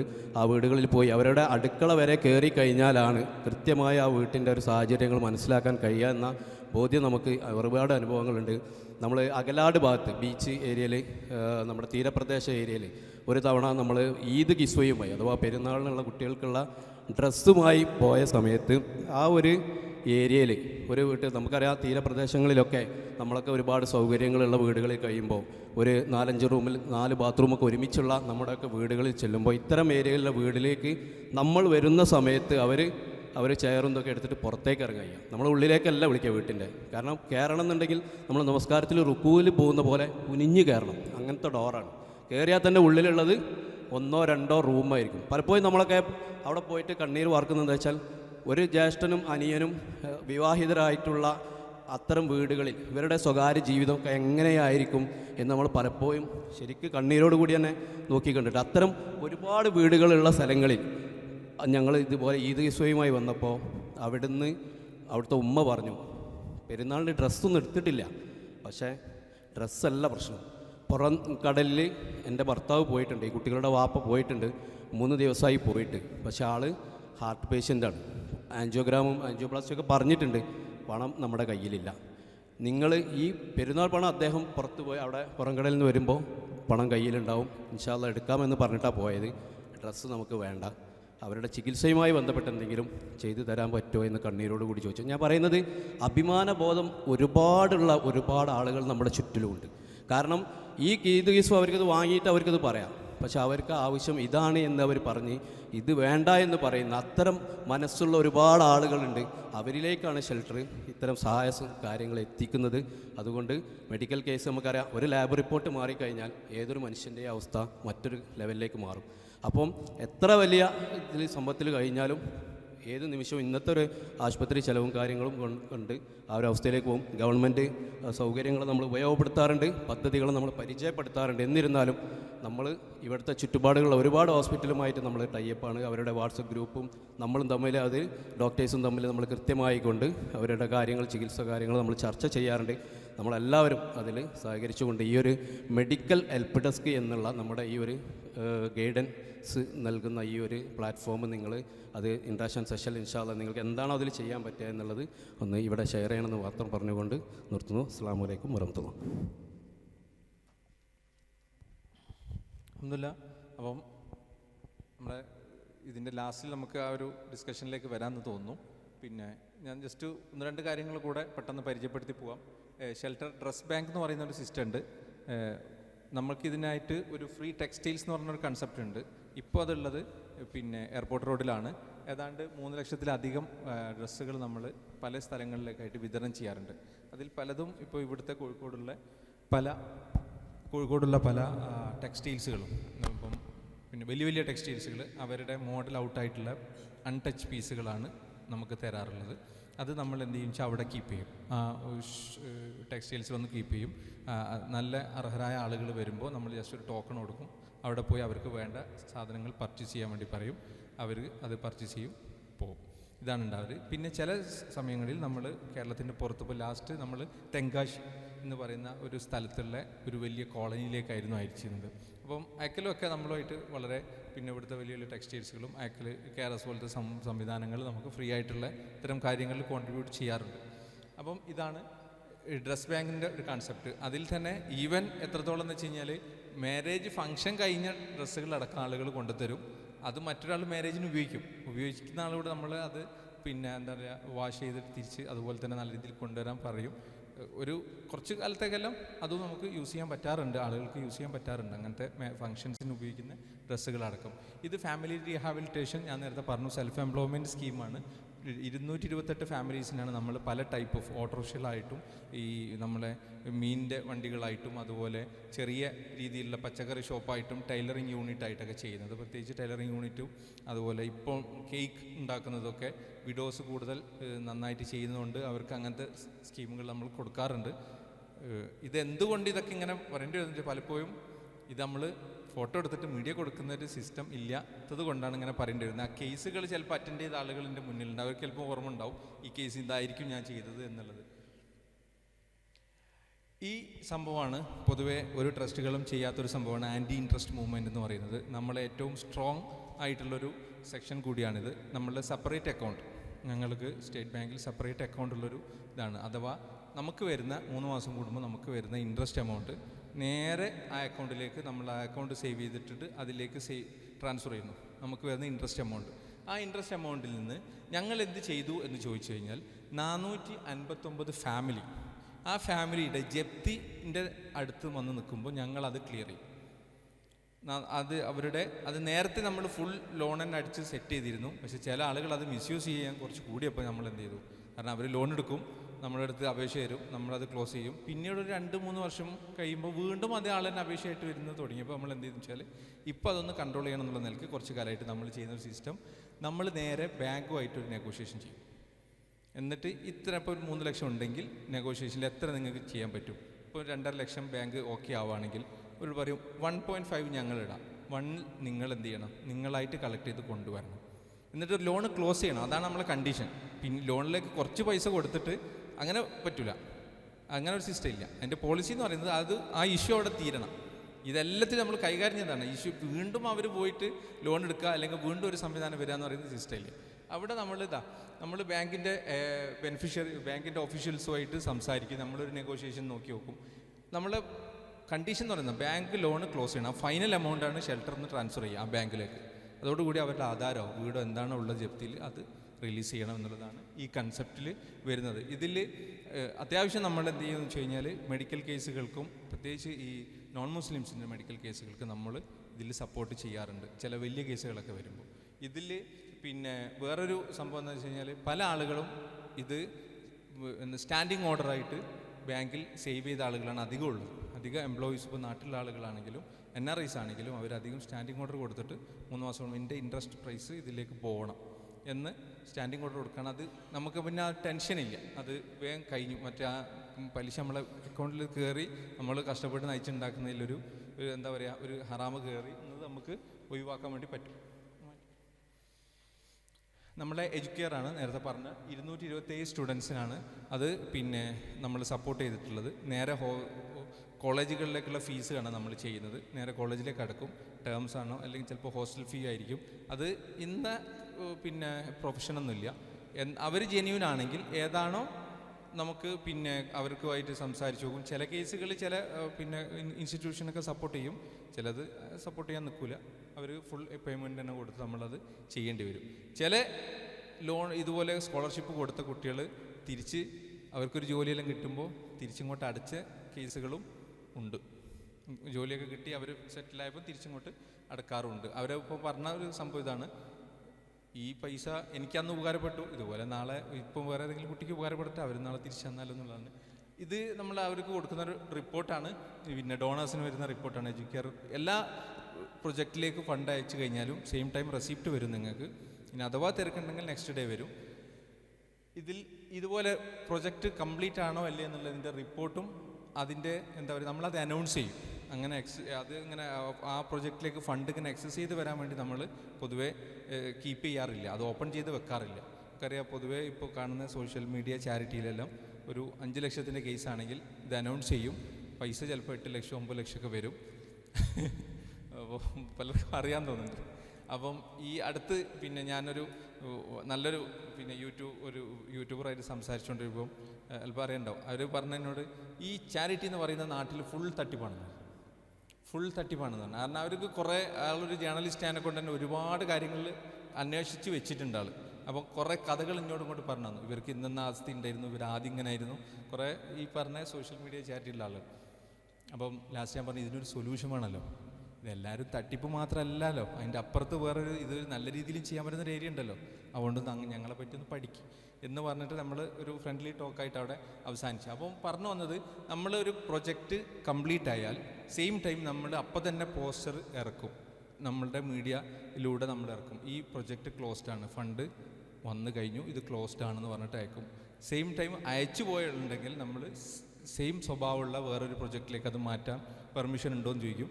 ഡോണർ ഓക്കെ ആണെങ്കിൽ അതിലേക്ക് മാറ്റും, ഇല്ലെങ്കിൽ റിട്ടേൺ ചെയ്യണമെങ്കിൽ നമ്മൾ അതിനും റെഡിയാണ്.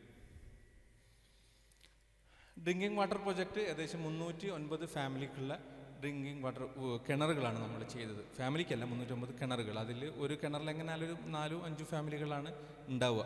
അതിൽ ഇപ്പോൾ നമ്മൾ വെക്കുന്നത് ആ കുഴിക്കുന്ന സ്ഥലം, കിണർ കുത്തുന്ന സ്ഥലം എന്തായിരിക്കണം, ഒന്നുകിൽ ഒരു എല്ലാവർക്കും കൂടെ കൈകാര്യം ചെയ്യാൻ പറ്റുന്ന രീതിയിലാവണം, അല്ലെങ്കിൽ പിന്നീട് അതിന് പറ്റിയിട്ടൊരു തർക്കം ഉണ്ടാവും എന്നുള്ളത് കൊണ്ട് നമ്മൾ എന്ത് ചെയ്തു, ഒന്നുകിൽ പഞ്ചായത്തിനോ അടുത്തുള്ള മഹലിൻ്റെ പേരിൽ ആ ഒരു കിണർ നിൽക്കുന്ന സ്ഥലം രജിസ്റ്റർ ചെയ്ത് കൊടുക്കണം. ഇല്ലെങ്കിൽ പിന്നെ അത് ഒരു പ്രശ്നം അതിനുകൊണ്ട് അത് മാത്രം ചെയ്യുന്നു. ഇപ്പം ഓൺഗോയിങ് ബീഹാറിൽ 40ഓളം കിണറുകൾ നമ്മൾ 80 കിണർ നമ്മൾ ഏറ്റെടുത്തു. 40ഓളം കിണറുകൾ വർക്ക് കഴിഞ്ഞ് നമ്മൾ ഹാൻഡ് ഓവർ ചെയ്തു. ഷെൽട്ടർ റിലീഫ് എന്ന് പറഞ്ഞ മറ്റൊരു ഇതും കൂടി ഉണ്ട്. അതിൽ വരുന്നത് ഈ പറഞ്ഞതുപോലെ ഫുഡ് കിറ്റ്, പിന്നെ മന്ത്ലി റേഷനുകൾ കൊടുക്കാറുണ്ട്. ഫെസ്റ്റിവൽ ഫുഡ് കിറ്റ്, നമ്മളെ ഉദ്ഹിയത്തൊക്കെ പോലുള്ള സംവിധാനങ്ങൾ അതിലാണ് ചെയ്യാറുള്ളത്. ഉദ്ഹിയത്ത് നമ്മൾ നോർത്തിലും എല്ലാം നിരത്തി ചെയ്യാറുണ്ട്. അതുപോലെ തന്നെ ഈ ഫെസ്റ്റിവൽ ഡ്രസ്സ്, ഇപ്പോൾ ലേറ്റസ്റ്റ് ആയിട്ട് നമുക്കറിയാം നല്ല തണുപ്പ് നോർത്ത് ഇന്ത്യയിൽ വന്ന സമയത്ത് നമ്മൾ കമ്പിളി പുതുപ്പുകളായിരുന്നു വിതരണം ചെയ്തിരുന്നത്. ഇവിടെ നേരത്തെ സംസാരിച്ചു, ഡീറ്റെയിൽ ആയിട്ട് സക്കാത്തിനെ പറ്റിയിട്ടെല്ലാം നമ്മൾ മനസ്സിലാക്കി കഴിഞ്ഞു. കൂടുതൽ ഇപ്പോൾ നിങ്ങൾക്ക് എന്തെങ്കിലും പർട്ടിക്കുലർ ഏരിയയിൽ സംശയങ്ങൾ ഉണ്ടാവാം, അതിന് നമുക്ക് ഈ പറഞ്ഞതുപോലെ പിന്നെ ഒരു ഗ്രൂപ്പിലോ മറ്റോ ഞങ്ങൾ വീഡിയോ ഷെയർ ചെയ്യാം. ഓരോ കേസുകൾ, ഇപ്പം മ്യൂച്വൽ ഫണ്ട്, ഷെയർ മാർക്കറ്റൊക്കെയാണ് ഇന്നത്തെ കാലത്ത് കൂടുതൽ ആളുകൾക്കുള്ള സംശയം. പണ്ടത്തെ പോലത്തെ ഒരു ഇൻവെസ്റ്റ്മെൻറ്റ് സ്കീമല്ലല്ലോ ഇപ്പോൾ ഉള്ളത്. അപ്പോൾ നമ്മുടെ മെയിൻ പോകുന്നത് ഷെൽട്ടറിൻ്റെ സക്കാത്തിൻ്റെ മെയിൻ ഏരിയ എന്ന് പറയുന്നത് ഈ 4 രീതിയിലാണ് പോകുന്നത്. സെൽഫ് എംപ്ലോയ്മെൻറ്റിലേക്കാണ് നമ്മുടെ മേജർ പോർഷൻ നമ്മൾ നോക്കാറുള്ളത്. രണ്ടാമത് എല്ലാ പ്രൊജക്റ്റിലേക്കും ഒരു പെർമനൻറ്റ് എമൗണ്ട് പോവും, അലോക്കേറ്റ് ചെയ്ത് വെക്കും നമ്മൾ. അതിൽ മേജർ ഹെൽത്ത് കെയറിലാണ് ഓഫ് കോഴ്സ്. ബാക്കി എല്ലാ പ്രൊജക്റ്റിലേക്കും ഒരു സക്കാത്ത് എലിജിബിൾ എന്നുള്ളത് നമ്മൾ പോസ്റ്റർ കണ്ട ആളുകൾക്ക് അറിയുണ്ടാവും. സക്കാത്ത് എലിജിബിൾ തന്നെ നമ്മൾ വെക്കും. സക്കാത്ത് എലിജിബിൾ അല്ലെങ്കിൽ സക്കാത്ത് എലിജിബിൾ അല്ല എന്നും, സക്കാത്ത് എലിജിബിൾ ആണെങ്കിൽ അതിലുണ്ടാവും സക്കാത്ത് എലിജിബിൾ ആണ്, അതല്ലെങ്കിൽ അല്ല എന്നുള്ളതാണ് അതിൽ നമ്മൾ ഉദ്ദേശിക്കുന്നത്. അതുപോലെ റിലീഫ് ആൻഡ് നാച്ചുറൽ കലാമിറ്റീസിനാണ് നമ്മൾ കൂടുതലായിട്ടും ഇത് ചെയ്യാറുള്ളത്. ഇപ്പോൾ ഈ പറഞ്ഞതുപോലെ സെൽഫ് എംപ്ലോയ്മെൻറ്റ് കൂടുതലും എംപവറിങ് വിഡോസിന് വേണ്ടിയിട്ടാണ് നമ്മൾ കൂടുതലും ചെയ്യുന്നതെന്ന് മാത്രം. ഇത് നമ്മളെ care India north shelter care India എന്ന് പറഞ്ഞ പ്രൊജക്റ്റാണ്. നോർത്ത് സൈഡിൽ ചെയ്യുന്ന പ്രൊജക്റ്റുകൾ നമ്മളൊരു ഈ ഹെഡിൻ്റെ കീഴിലാണ് കൊണ്ടുവന്നത്. അതിൽ ഈ പറഞ്ഞതുപോലത്തെ കാര്യങ്ങളെല്ലാം ഇപ്പം ഞാൻ നേരത്തെ സൂചിപ്പിച്ച പോലത്തെ ഡ്രിങ്കിങ് വാട്ടർ പ്രൊജക്റ്റ് നടക്കുന്നുണ്ട്. ടെമ്പററി ഷെൽട്ടറുകൾ കൊടുക്കാറുണ്ട്, റേഷൻ ഡിസ്ട്രിബ്യൂഷൻ കൊടുക്കാറുണ്ട്. ഈ പറഞ്ഞ പ്രൊജക്റ്റുകളൊക്കെയാണ് സാധാരണ കൊടുക്കാറുള്ളത്. നമ്മളൊരു വർക്ക് എങ്ങനെയാണ് ഇത് വർക്ക് ചെയ്യുന്നതെന്ന് വെച്ച് കഴിഞ്ഞാൽ, നമ്മളൊരു ഹെഡ് ഓഫീസ് ഉള്ളത് എയർപോർട്ട് റോഡിലാണ്. നമ്മളെ പുതിയ ഓൺ ബിൽഡിങ്ങിൻ്റെ വർക്ക് നടക്കുന്നത് ഞാൻ കാണിക്കാം ഫോട്ടോ. നമ്മളിപ്പോഴത്തെ സ്റ്റാഫ് ഒരു 25ഓളം സ്റ്റാഫുകൾ ഇപ്പോൾ ഓഫീസിൽ വർക്ക് ചെയ്യുന്നുണ്ട്. അതിൽ നമുക്ക് ആദ്യം ആപ്ലിക്കേഷൻ എല്ലാം ഓൺലൈനാണ്. നമ്മളെ പേയ്മെൻറ്റും ആപ്ലിക്കേഷൻ സ്വീകരിക്കുന്ന എല്ലാം ഓൺലൈനാണ്.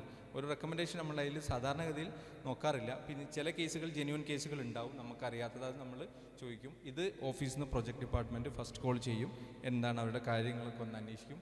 എന്നിട്ട് ഫീൽഡ് ഓഫീസേഴ്സിന് കൊടുക്കും. ഫീൽഡ് ഓഫീസർമാരുണ്ട്, അവർ അവിടെ പോയി കേരളത്തിൽ എല്ലായിടത്തും, കാസർഗോഡാണെങ്കിലും തിരുവനന്തപുരത്താണെങ്കിലും പോയി നേരിട്ട് കണ്ട് അവരുടെ റിപ്പോർട്ട് അവർ ചെയ്യും. ആ റിപ്പോർട്ട് വെച്ചിട്ടാണ് നെക്സ്റ്റ് സ്റ്റേജിലേക്ക് പോകാറുള്ളൂ. ഈ കോർഡിനേറ്റർ ഉണ്ടാവും. ഓരോ നേരത്തെ പറഞ്ഞ വിങ്ങിനെല്ലാം കോർഡിനേറ്റർമാർ ഇൻ്റർവ്യൂ വിളിക്കും, അവരുമായിട്ട് നേരിട്ട് സംസാരിക്കും. അതിനുശേഷം ഇതൊന്ന് അസസ് ചെയ്യും, ഈ കേസ് എത്രത്തോളം ജെന്യൂനാണ്. മെഡിക്കൽ കേസുകളിലാണെങ്കിൽ ഓഫ് കോഴ്സ് ആ കോർഡിനേറ്റർക്ക് ഒറ്റക്ക് തീരുമാനിക്കാൻ കഴിയില്ല. അതിൻ്റെ കൺസേൺ ഡോക്ടേഴ്സുമായിട്ട്, ഹെൽപ്പ് ഡെസ്കിലെ ഡോക്ടേഴ്സുമായിട്ട് സംസാരിക്കും. ഇനി ഈ പറഞ്ഞതുപോലെ ഹൗസിൻ്റെ കേസുകളിലാണെങ്കിൽ ആ സ്ഥലം എത്രത്തോളം വീടെടുക്കാൻ പറ്റും, പഞ്ചായത്തിന് പെർമിഷൻ കിട്ടുമോ, ഇതൊക്കെ ഇപ്പോഴത്തെ ഓരോ വിഷയങ്ങളാണ്. നമ്മൾ സ്റ്റാർട്ട് ചെയ്തിട്ട് ഇതൊന്നും ചെയ്യാൻ കഴിയില്ല. അപ്പോൾ അതുകൊണ്ട് അതൊക്കെ ആദ്യം വെച്ചിട്ടാണ് നമ്മൾ അസസ്മെൻറ്റ് ചെയ്തതിന് ശേഷമാണ് നമ്മൾ കേസുകൾ അനൗൺസ് ചെയ്യാറുള്ളൂ. അനൗൺസ് ചെയ്യുമ്പോൾ ആ മിനിമം ഡാറ്റകൾ, എന്തുകൊണ്ട് ഇയാൾ സഹായത്തിന് അർഹനാകുന്നു എന്ന പോയിൻ്റ് ആ മെസ്സേജിലുണ്ടാവും. എന്തുകൊണ്ട് ഇയാളെ നമ്മൾ സഹായിക്കണം, ഈ കേസ് എന്തുകൊണ്ട് ഷെൽട്ടർ ഏറ്റെടുക്കുന്നു. മിനിമം ചില ഡോണേഴ്സ് നേരിട്ട് തന്നെ വിളിച്ചിട്ട് ചോദിക്കും. ബാക്കിയുള്ള കുറേ കൂടെ ഡീറ്റെയിൽസ് അറിയേണ്ട ആളുകൾ നേരിട്ട് വിളിച്ചിട്ട് ഡീറ്റെയിലായിട്ട് കാര്യങ്ങൾ അറിഞ്ഞിട്ട് ഫൈനൽ ചെയ്യുന്ന ആളുകളുണ്ട്. നമ്മൾ ഡോക്യുമെൻ്റ്, അവർ തരുന്ന ഡോക്യുമെൻ്റ് എത്രത്തോളം ജെന്യൂൻ ആണോ എന്നുള്ളത് നോക്കും. അതിനൊക്കെ ശേഷമാണ് നമ്മൾ ഇത് ഈ ഫണ്ട് അലോക്കേറ്റ് ചെയ്യും. അതിനുശേഷം വർക്കുകൾ തുടങ്ങും. ഹൗസിങ്ങിലാണെങ്കിൽ അതിൽ തുടങ്ങും. ഇനി ഹോസ്പിറ്റൽ കേസുകളാണെങ്കിൽ ഇപ്പം നേരത്തെ പറഞ്ഞ നമ്മളായിട്ട് MOU ഉള്ള കുറേ ഹോസ്പിറ്റലുകളുണ്ട്. ഈവൻ MES, മിംസ് ഇക്ര പോലുള്ള, അൽമാസ് പോലുള്ള മെഡിക്കൽ ട്രസ്റ്റൊക്കെ പോലുള്ള ഹോസ്പിറ്റലുകളിൽ നമ്മൾ തന്നെ നെഗോഷിയേഷന് ഫോളോ അപ്പൊക്കെ ചെയ്യാറുണ്ട് കഴിയുന്നതും. പക്ഷേ സ്റ്റിൽ അതൊന്നും ഒരു നമ്മളുടെ റിക്വയർമെൻറ്റ് ഫുൾഫിൽ ചെയ്യാൻ മാത്രമുള്ള ഒരു സിസ്റ്റത്തിലേക്ക് എത്തിയിട്ടില്ല എന്നുള്ളതാണ് ഇതിൻ്റെ ഒരു റിയാലിറ്റി. ഫൈനലി ഇതിൻ്റെ റിപ്പോർട്ട്സ് നമ്മൾ ഡോണർമാർക്ക് കൊടുക്കും. നമ്മളുടെ അടുത്തൊരു റിപ്പോർട്ട്സ് ഉണ്ടാവും ഗവൺമെൻറ് ഓഡിറ്റിംഗ് പർപ്പസിന് വേണ്ടിയിട്ട്. നമ്മൾ കാര്യമായിട്ട് വെക്കുന്നത് ഞങ്ങളുടെ ട്രാൻസ്പെറൻസിയാണ്. അതാണ് നമ്മൾ പറയുന്നത്. നമ്മൾ പ്രോപ്പർ ഫീൽഡ് വിസിറ്റ് ചെയ്തിട്ടാണ് ഓരോ കേസുകൾ നമ്മൾ അപ്രൂവ് ചെയ്യാറുള്ളൂ. മെഡിക്കൽ കേസുകളാണെങ്കിൽ നമ്മൾ ഡോക്ടേഴ്സിൻ്റെ അഡ്വൈസും അവരുടെ മെഡിക്കൽ റിപ്പോർട്ട്സും അവരുടെ കൺസൾട്ടേഷൻ അനുസരിച്ചിട്ടാണ് നമ്മൾ ആ കേസ് മുന്നോട്ട് കൊണ്ടുപോകാറുള്ളൂ. കൺസ്ട്രക്ഷൻ വിങ്ങിൻ്റെതാണെങ്കിൽ ഈ പറഞ്ഞതുപോലെ ഡയറക്റ്റ്ലി നമ്മൾ തന്നെയാണ് സൂപ്പർവൈസ് ചെയ്യുന്നത്. നമ്മുടെ സിവിൽ എഞ്ചിനീയർ തന്നെയാണ് വിസിറ്റ് ചെയ്യുന്നതും പ്ലാൻ ചെയ്യുന്നതും പ്ലാൻ ഉണ്ടാക്കുന്നതുമെല്ലാം. നമ്മൾ പ്രോപ്പർ ഫൈനാൻഷ്യൽ അക്കൗണ്ടിങ് നടത്തുന്നുണ്ട്. ഓഡിറ്റിംഗ് എല്ലാ 6 മാസം കൂടുമ്പോൾ നമ്മൾ ചെയ്യാറുണ്ട്.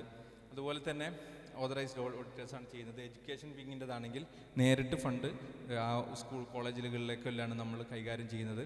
അതുപോലെ തന്നെ ഡയറക്റ്റ്ലി ഫണ്ട് ഇൻസ്റ്റിറ്റ്യൂഷനും സ്കൂൾസും ഹോസ്പിറ്റലിനും എല്ലാം ഞാൻ നേരത്തെ പറഞ്ഞതുപോലെ. ഈവൻ അത് മാസത്തിൽ ഉള്ള ഫുഡ് കിറ്റ് ആണെങ്കിൽ പോലും നമ്മൾ നിയർ ബൈ ഉള്ള ഗ്രോസറിയിലോ സൂപ്പർ മാർക്കറ്റിലോ ആണ് അത് കൈകാര്യം ചെയ്യുന്നത്. കാരണം അതെന്തിനാണെന്ന് വെച്ച് കഴിഞ്ഞാൽ അവർ ആ പർപ്പസിന് തന്നെ വേണ്ടിയിട്ട് ഡോണർ തരുമ്പോൾ അയാളുടെ ഒരു നിയത്ത് ഉണ്ടാവുമല്ലോ, അത് ആ പർപ്പസിലേക്ക് തന്നെ എത്തണം എന്നുള്ളത് കൊണ്ടാണ് നമ്മളത് ചെയ്യുന്നത്. നമ്മൾ ഈ പറഞ്ഞ പോലെ സ്ട്രക്ചേർഡ് ഇൻ്റർവ്യൂ ചെയ്യാറുണ്ട്. എല്ലാത്തിനും കൂടിയിട്ട് അതിൻ്റെ ഡോക്യുമെൻ്റൊക്കെ നമ്മൾ കീപ്പ് ചെയ്യാറുണ്ട്.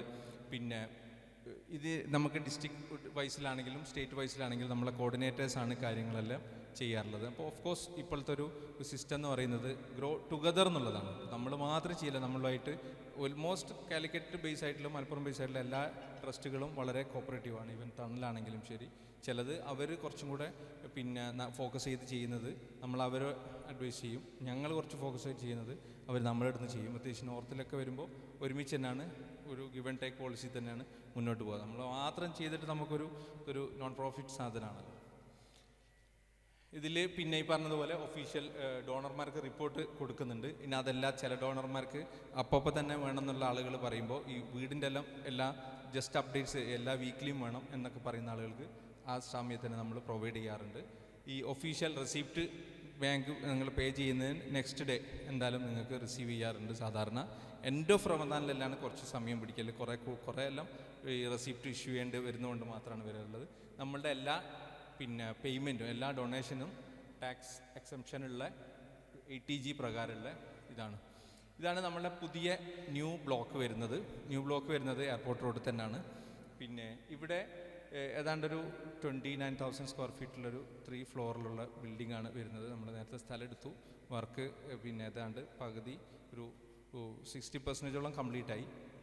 ഇത് ഷെൽട്ടറിൻ്റെ ഓഫീസ് എന്നുള്ളത് മാത്രമല്ല, ഇവിടെ നമ്മൾ മെയിൻ സംഭവം എന്ന് പറയുന്നത് ന്യൂറോ റിഹാബ് പ്രൊജക്റ്റ് കൂടെ ആണ്.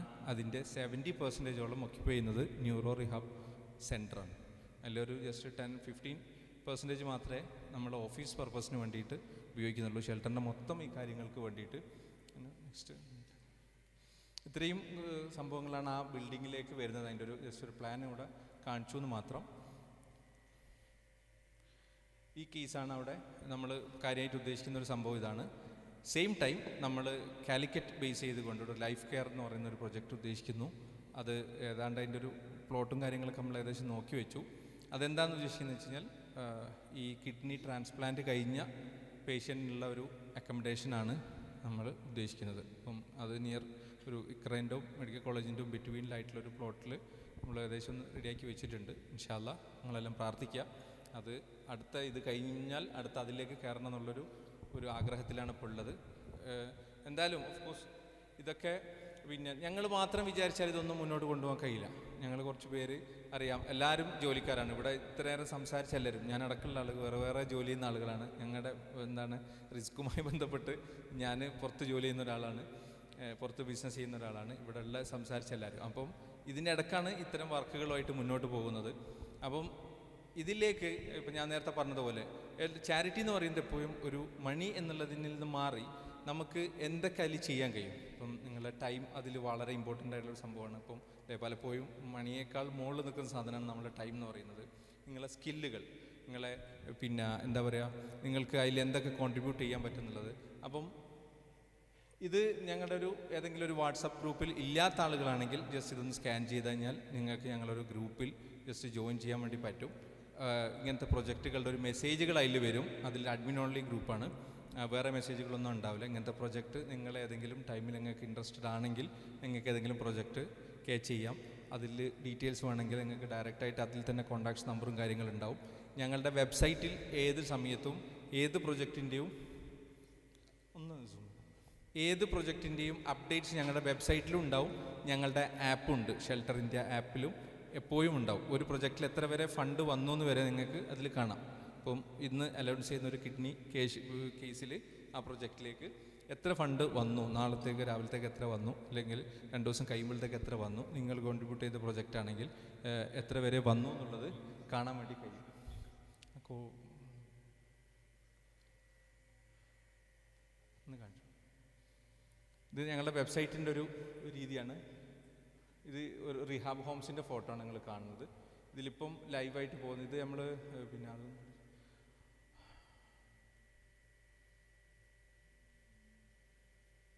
ഇതുപോലെ കേസുകൾ ഇങ്ങനെയാണ് വരുന്നത്. പിന്നെ ഇതിപ്പം ഒരു മെഡിക്കൽ കേസാണ്, പിന്നെ മരുന്നിന് വേണ്ടിയിട്ടുള്ളൊരു സഹായത്തിന് വേണ്ടിയിട്ടുള്ളൊരു കേസായിരുന്നു ഈ പറഞ്ഞ കേസുകൾ. ഇതിൽ നിങ്ങൾ ക്ലിക്ക് ചെയ്യുന്നതോടുകൂടി നിങ്ങൾക്ക് കൂടുതൽ ഡീറ്റെയിൽസുകൾ അറിയാൻ വേണ്ടിയിട്ട് കഴിയും. ഈ ഏതെങ്കിലും ഒരു കേസ് ഒന്ന് ക്ലിക്ക് ചെയ്ത് ഓപ്പൺ ചെയ്താൽ അല്ല, കേസ് മാത്രം ഓപ്പൺ ചെയ്താൽ ഡയാലിസിസ് ഇത് ഇങ്ങനെ വെബ്സൈറ്റിൽ നിങ്ങൾക്ക് കയറി കഴിഞ്ഞാൽ നിങ്ങൾക്ക് ഇത് കാണാൻ കഴിയും. ഈ കേസിൽ എന്താണ് പിന്നെ ഇതിൻ്റെ മിനിമം റിക്വയർമെൻറ്റ് എന്തൊക്കെ ഉള്ളതെന്നുള്ളത് ഡാറ്റാസ് അതിലുണ്ട്. നമ്മൾ സെയിം ടൈം തന്നെ കൊടുക്കും. ഇതിൽ എന്താണ് ഈ കേസ് നമ്മൾ എന്തുകൊണ്ട് ഇതിനെ ഹെൽപ്പ് ചെയ്യണം എന്നുള്ളത് ഇതിൽ കൊടുക്കുന്നുണ്ട്.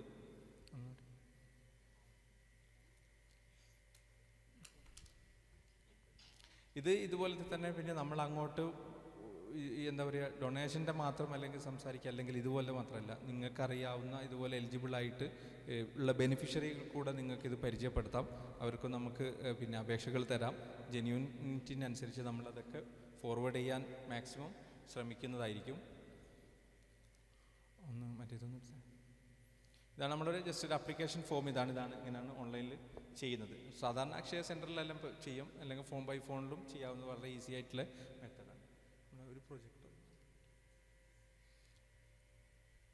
ഇതിൽ പോയി കഴിഞ്ഞാൽ നമ്മൾ ചെയ്ത എല്ലാ പ്രൊജക്റ്റുകളുടെയും ഒരു സമ്മറി വെബ്സൈറ്റിൽ നമുക്ക് എപ്പോഴും കാണാൻ വേണ്ടി കഴിയും. നമ്മൾ എന്തൊക്കെ രീതിയിലാണ് ഇത് ചെയ്തതെന്നുള്ളത്. പിന്നെ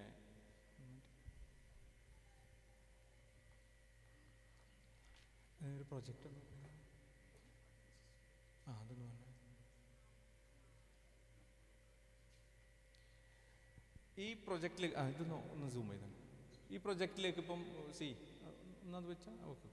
ഈ പ്രൊജക്റ്റിലേക്ക് ഈ പ്രൊജക്റ്റ് അനൗൺസ് ചെയ്യുമ്പോൾ നമ്മൾ പേ ചെയ്യുന്നത് ഈ പ്രൊജക്റ്റിൻ്റെ കോഡിലേക്കാണ്.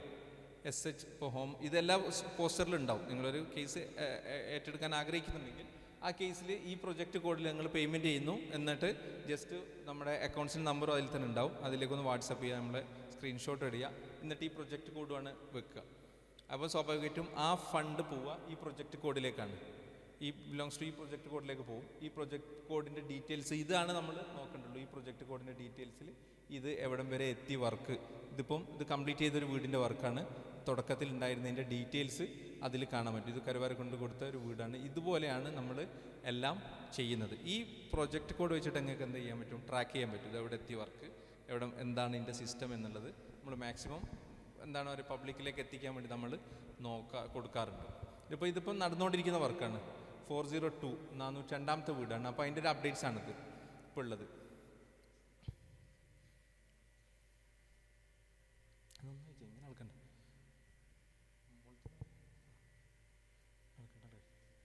ഇപ്പോൾ സ്ട്രക്ചറിങ് നടക്കുകയാണ്. ചെറുകാവിലാണ് ഈ വീടിൻ്റെ ഉള്ളത്. ഇപ്പോൾ ഇതുപോലെ ഡീറ്റെയിൽസ് നമുക്ക് കാണാൻ വേണ്ടി കഴിയും. നേരത്തെ നിങ്ങൾക്ക് തന്നെ അനലൈസ് ചെയ്യാം, നിങ്ങൾക്ക് തന്നെ നോക്കാം എത്ര ഫണ്ട് വന്നെന്നുള്ളത് നോക്കാം. ഇനി എന്തെങ്കിലും അവിടെ കിട്ടാത്ത ഡാറ്റ ആണെങ്കിൽ ജസ്റ്റ് എ കോൾ, നമ്മൾ റെഡി. ഇത്രയും കാര്യങ്ങളാണ് നമ്മൾ പിന്നെ ഇതിലുള്ളത്. കുറേ സമയം എടുത്തു. ഏതായാലും പിന്നെ ഞാൻ അവസാനിപ്പിക്കുകയാണ്. ഇതിൽ പിന്നെ ഞാൻ വീണ്ടും ആവർത്തിച്ച് പറയുന്നു, നമ്മൾ ഏതായാലും ഞാൻ നേരത്തെ പറഞ്ഞല്ലോ, ഞങ്ങൾ വിചാരിച്ചാൽ ഇത്രയൊന്നും എത്തിക്കാനൊന്നും കഴിയില്ലല്ലോ. നമ്മൾ വളരെ കുറച്ച് ആളുകൾ വിചാരിച്ചാൽ. അപ്പം ഒരുപാട് പേരുടെ ഒരു സപ്പോർട്ടിലാണ് എല്ലാ കാര്യങ്ങളും മുന്നോട്ട് പോയത്. അപ്പം അഗെയിൻ ഞങ്ങൾ വെക്കുന്ന റിക്വസ്റ്റ് എന്താണെന്ന് വെച്ച് കഴിഞ്ഞാൽ, ഞങ്ങൾക്ക് നിങ്ങളെ കൂടെ ആവശ്യമുണ്ട്. നിങ്ങളുടെ സർവീസായിട്ടും നിങ്ങളുടെ ടൈമായിട്ടും നിങ്ങളുടെ അഡ്വൈസായിട്ടും എല്ലാം. അപ്പം ഞങ്ങളുടെ റിക്വസ്റ്റ് ഇതാണ്, നിങ്ങൾ കൂടെ ഞങ്ങളുടെ ഭാഗമാവണം. ഞങ്ങളുടെ ഈ യാത്രയിൽ നിങ്ങളും കൂടെ ഉണ്ടെങ്കിൽ എന്താ പറയുക, നമുക്ക് കുറേ സംഗതികൾ ഇവിടെ ചെയ്യാൻ കഴിയും എന്നുള്ളതാണ് നമ്മുടെ വിശ്വാസം. ജസാക്കുമുല്ലാഹ് ഖൈർ. ഇത്ര നേരം ഇരുന്ന് എന്നെ കേട്ടതിൽ ബോറാക്കിയെന്നറിയാം, എന്നാൽ പോലും ഇത്ര നേരം ഇരുന്ന് കേട്ടതിൽ വളരെ സന്തോഷം. അള്ളാഹു തക്കതായ പ്രതിഫലം ഈ ഇരുത്തത്തിൽ അള്ളാഹു ഇതൊരു സാലിഹായ അമരായി സ്വീകരിക്കുമാറാവട്ടെ. അള്ളാഹു ഈ ഇരുത്തത്തിനെല്ലാം തക്കതായ പ്രതിഫലം നൽകുമാറാവട്ടെ. അസ്സലാമു അലൈക്കും വറഹ്മത്തുള്ളാഹി. ജസാക്കല്ലാഹ് ഖൈറൻ അസർ. അസർ പറഞ്ഞ പോലെ ഞങ്ങൾ ഇതിലുള്ള ആളുകളെല്ലാവരും, ഈവൻ ഞാൻ ലാസ്റ്റ് 17 years ആയിട്ട് ട്രെയിനിങ് ഇൻസ്റ്റിറ്റ്യൂട്ട് നടത്തുന്നതാണ് കോഴിക്കോട് തന്നെ. അസർ കുവൈത്തിലാണ് വർക്ക് ചെയ്യുന്നത്. Is a business person also. Chairman ഷെബീലാണെങ്കിൽ doctor Shebeel is having a clinic in Pulikkal and Calicut also. Mubasheer is a doctor, Focus ayurvedic ഹോസ്പിറ്റലിൻ്റെ MD ആണ്. Abdulla Ansari is also business person. അപ്പോൾ ഞങ്ങളെല്ലാവരും ഐദർ ബിസിനസ് അല്ലെങ്കിൽ ജോലി എന്നുള്ള ലെവലിൽ ഞങ്ങൾക്കുള്ള സമയങ്ങളില്ലാത്ത സമയങ്ങളിലാണ് ഞങ്ങൾ ഈ ഒരു കൂട്ടായ്മയിൽ എല്ലാവരും കൂടി യോജിച്ച് പോകുന്നത്. നമ്മളെ ഓഫീസ് സ്റ്റാഫുകൾ മാത്രമാണ് എപ്പോഴും ഫുൾ ടൈമായിട്ട് ഓഫീസിലുണ്ടാകും. ബാക്കി ഞങ്ങളെല്ലാവരും ഞങ്ങളുടെ ഫ്രീ ടൈമിൽ, ഈവൻ ഞങ്ങളുടെ മീറ്റിങ്സൊക്കെ നടക്കുക ലേറ്റ് നൈറ്റ്സിലൊക്കെ, കാരണം എല്ലാവരുടെയും ബിസിനസ് അവേഴ്സ് കഴിഞ്ഞ് അല്ലെങ്കിൽ ഓഫീസ് അവേഴ്സ് കഴിഞ്ഞ് ലേറ്റ് നൈറ്റിലൊക്കെ ആയിരിക്കും ചിലപ്പോൾ മീറ്റിങ്സ് ഫുള്ളായിട്ടുണ്ടാവുക. എനിവേ, ഇപ്പം നമ്മുടെ ഈ ഒരു സെഷനിൽ ഇത്രയും നേരം ക്ഷമാപൂർവം കേട്ടിരുന്ന, ഞങ്ങളെ മാത്രം കേട്ടിരുന്ന നിങ്ങളുടെ ഭാഗത്തുനിന്ന് ഇനി നിങ്ങൾക്ക് പറയാനുള്ളത് എന്താണ്, അല്ലെങ്കിൽ ഈ ഒരു ഷെൽട്ടർ അല്ലെങ്കിൽ ഇങ്ങനത്തെ ഒരു ചാരിറ്റിനെ കുറിച്ച് അല്ലെങ്കിൽ നിങ്ങളുടെ സജഷൻസ് എന്താണെന്നുള്ളതെന്ന് അറിയാൻ ഒരാഗ്രഹമുണ്ട്. സോ ഒരു ഓപ്പൺ ഡിസ്കഷൻ എന്ന നിലയ്ക്ക്, അല്ലെങ്കിൽ ഞങ്ങൾ പറഞ്ഞതിൽ, ഞങ്ങൾ കാണിച്ചു തന്നതിൽ എന്തെങ്കിലും സജഷൻസ് ഉണ്ടോ, അല്ലെങ്കിൽ വേറെ എന്തെങ്കിലും മാറ്റങ്ങൾ വരുത്തണോ, അല്ലെങ്കിൽ നിങ്ങൾക്ക് എന്തെങ്കിലും കൂടുതലായിട്ട് അറിയാനുണ്ടോ എന്നറിയാനുള്ളൊരു ജസ്റ്റ് ഒരു open discussion. May be will take another 10 minutes and will wind up. So അതിനുശേഷം ഡിന്നർ അറേഞ്ച് ചെയ്തിട്ടുണ്ട്. ഡിന്നർ കൂടി കഴിഞ്ഞിട്ട് പിരിയുന്ന രീതിയിലാണ് നമ്മൾ സെഷൻ പ്ലാൻ ചെയ്തിരിക്കുന്നത്. സോ യെസ്, ഇതിൽ ഷെൽട്ടർ റേറ്റ് എനിക്ക് തോന്നുന്നത് കുറച്ചും കൂടി കൂടുതലായിട്ട് അടുത്തറിയുന്ന ഡോക്ടേഴ്സ് ഉണ്ട്. നമ്മളെ മെഡിക്കൽ ബോർഡിലുള്ള ഒത്തിരി ഡോക്ടേഴ്സ് ഉണ്ട്. അപ്പം ഞാൻ നേരത്തെ അസർ പറഞ്ഞാരി, നമ്മൾ ഈ ഒരു പ്രോഗ്രാമിൻ്റെ മെയിൻ ഉദ്ദേശം നിങ്ങളെപ്പോലുള്ള ഡോക്ടേഴ്സിൻ്റെ, അതായത് ഞങ്ങൾ ഈവൻ ഈ പ്രോഗ്രാം നമ്മൾ എക്സ്ക്ലൂസീവ്ലി ഫോർ ഡോക്ടേഴ്സ് എന്ന് വെച്ചതിൻ്റെ റീസൺ തന്നെ ഇതാണ്. അതായത് നിങ്ങളുടെ ഒരു ഫ്രീ ടൈം അല്ലെങ്കിൽ നിങ്ങളുടെ ഒരു സർവീസസ് ഞങ്ങൾക്ക് ആവശ്യമുണ്ട്. നേരത്തെ പറഞ്ഞാൽ നമുക്കൊരു പാനൽ ഓഫ് ഡോക്ടേഴ്സിൻ്റെ ഗ്രൂപ്പ് ഓൾറെഡി ഉണ്ട്. But we need more specialised doctors. അതായത് ഓരോ കേസുകൾ വരുമ്പോൾ ആ ഒരു പെർട്ടിക്കുലർ കേസ് ഞങ്ങൾ ആ ഒരു ഗ്രൂപ്പിലിടും. ആ ഗ്രൂപ്പിലിട്ട് കഴിഞ്ഞാലാണ് നമുക്ക് അതിൻ്റെ സജഷൻസ് കിട്ടുക. സോ അതാണ് നിങ്ങളുടെ ഭാഗത്ത് നമ്മൾ മെയിനായിട്ട് എക്സ്പെക്റ്റ് ചെയ്യുന്നത്. So open to you. Yeah please. Assalamu alaikum everyone. I'm Dr. Kamran from New Delhi, a pediatric cardiologist in Metro Hospital. First of all, I'm really feeling very sorry for being so ignorant. I was not aware of this wonderful work which we are doing. Heartily congratulations for that. Thanks. Really, I was not aware. Mustafa sir told me that you should go and see what the level of work they are doing. Being from North India, I have lots of concern regarding being a pediatric cardiologist also. So the state of affairs are really not good regarding the pediatric cardiology. Kids are dying there because some government supports are there, but where support is available, sometimes doctors are not available. The situation is slightly better here, but it's still because I am covering almost entire Malabar area with my OPDs and all.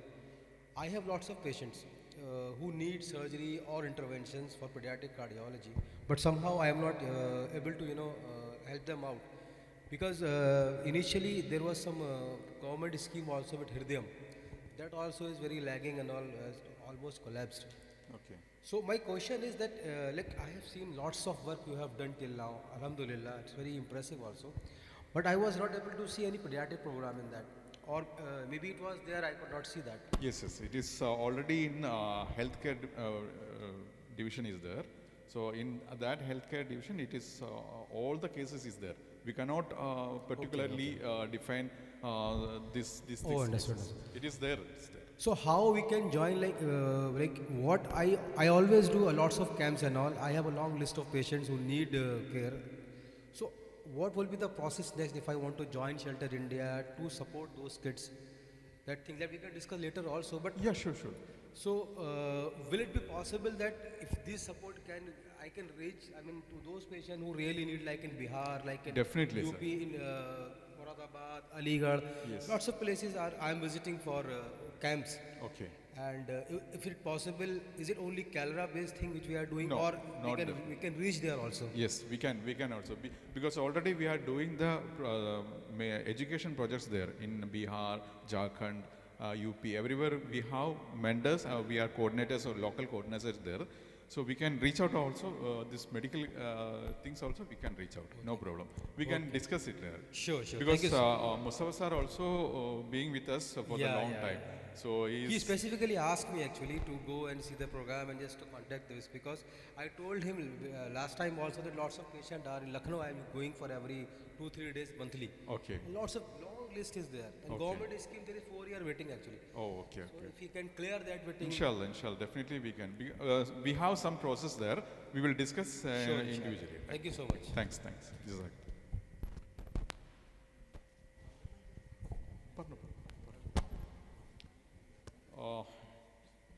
Any others?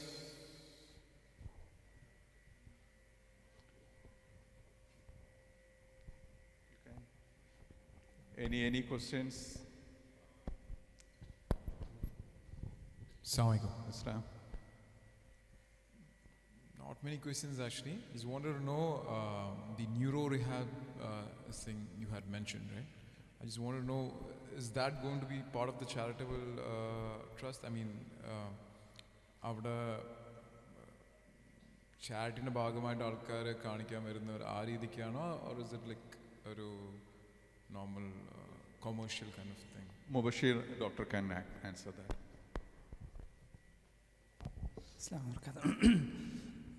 Actually ഒരു charitable level എനിക്ക് ഉണ്ടായിരിക്കാം. But നമ്മൾ plan ചെയ്തതെന്ന് വെച്ചാൽ normally ഇപ്പോൾ ഒരു issues ഉണ്ട്, totally free പറ്റാത്തൊരു വിഷയം വരുന്നുണ്ട്. അപ്പോൾ ഫിസിയോസിൻ്റെ ഇടയിൽ ഒരു ഇഷ്യൂസ് ഉണ്ട്, ടോട്ടലി ഫ്രീ ആയിട്ട് കൊടുക്കരുത് എന്നുള്ള സംഗതി ഇങ്ങനെ വന്നിട്ടുണ്ട്. സോ നമ്മൾ ചെയ്തതെന്ന് വെച്ചാൽ രണ്ട് രീതിയിലാണ്. ഒന്ന്, നമ്മൾ ആക്ച്വലി ഒരു ബേസിക് റേറ്റ് അവിടെ വെക്കും, അതിന് നമ്മൾ പ്രൊജക്റ്റായിട്ട് നമ്മൾ എന്ത് ചെയ്യുന്നു, ഇൻട്രൊഡ്യൂസ് ചെയ്യുന്നു ആളുകളിലേക്ക്. സോ ആ ഒരു മീറ്റപ്പ് ചെയ്യാൻ, ആ എക്സിൻസ് മീറ്റപ്പ് ചെയ്യാൻ വേണ്ടിയിട്ട് നമ്മൾ വേറെ പ്രൊജക്റ്റിലേക്ക് കൊണ്ടുവന്നിട്ട് that will publish and will collect the money. അങ്ങനെ ആയിരിക്കും ഉണ്ടാവുക ഇൻഷാ അല്ലാഹ്. ഒരു സെൽഫ് സസ്റ്റനൻസ് ആയിട്ട് പോകാൻ കഴിയുള്ളൂ. അത് ഒന്ന്. പിന്നെ ആ discussions is going on actually. വേറൊരു സൈഡ് കൂടി ഉണ്ട്, ടോട്ടലി ചാരിറ്റി ആയിട്ട് കൊടുക്കാനുള്ള പ്ലാനും നമ്മൾ ആലോചിക്കുന്നുണ്ട്. So it's not actually fixed actually ഇൻഷാ അല്ലാഹ്. So once the project is on will look on to it. So ഇങ്ങനെ ഇഷ്യൂസ് നടക്കുന്നതുകൊണ്ടാണ് ഒരു രണ്ട് ചർച്ചയിലേക്ക് പോയിക്കൊണ്ടിരിക്കുന്നുണ്ട്. Thank you so much. Jazakallah. Any other questions?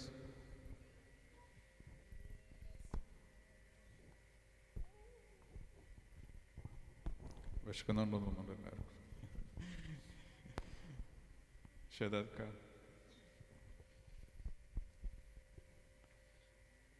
Lady side.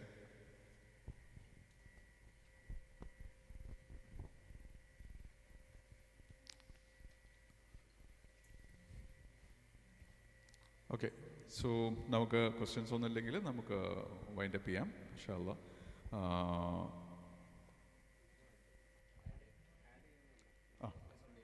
നമുക്ക് ഓൾറെഡി നമ്പേഴ്സ് ഇവിടെ ഉണ്ട്. ഇപ്പം we will add you to our WhatsApp groups so that further we can discuss deal and that. So വേറെ ഒന്നുമില്ലെങ്കിൽ നമുക്ക് വൈൻഡ് അപ്പ് ചെയ്യാം.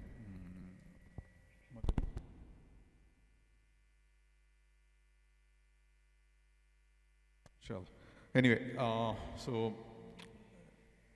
Big thanks to all doctors.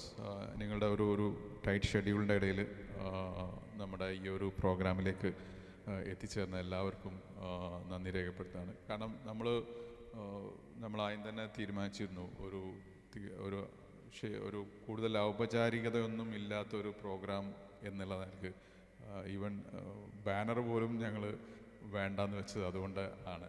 അങ്ങനെ ഒരു വലിയൊരു പരസ്യപ്പെടുത്തലോ അല്ലെങ്കിൽ അങ്ങനത്തെ ഒരു സ്വാഗതം പറഞ്ഞ അല്ലെങ്കിൽ ഒരു ഉദ്ഘാടനം അങ്ങനത്തെ പ്രോഗ്രാംസ് ഒന്നും വേണ്ട. നോർമലി നമ്മുടെ ഷെൽട്ടറിൻ്റെ പ്രോഗ്രാംസിൽ അങ്ങനെ ഞങ്ങൾ വെക്കാറില്ല. ബട്ട് ചില കേസുകളിൽ നമുക്ക് നിർബന്ധമായിട്ടും അങ്ങനെ വെക്കാറുണ്ട്. അതൊഴിച്ച് ബാക്കിയുള്ള പ്രോഗ്രാംസൊക്കെ നമ്മൾ ഒരു ഔപചാരികത ഒഴിവാക്കിയുള്ള പ്രോഗ്രാംസാണ് ഉണ്ടാവാറ്. എനിവേ, ഇൻഷാ അല്ലാഹ് അള്ളാഹുവിൻ്റെ അപാരമായ അനുഗ്രഹം കൊണ്ട് നമുക്ക് ഈ ഒരു ഈവനിങ് നമുക്ക് ഈ ഒരു ഒത്തുകൂടാനും കൂടുതൽ കാര്യങ്ങൾ മനസ്സിലാക്കാനും ഷെൽട്ടർ എന്താണെന്നുള്ളത് ഏകദേശം ഞങ്ങൾക്ക് ബോധ്യപ്പെട്ടിട്ടുണ്ടാവും തന്നെ വിചാരിക്കുകയാണ്.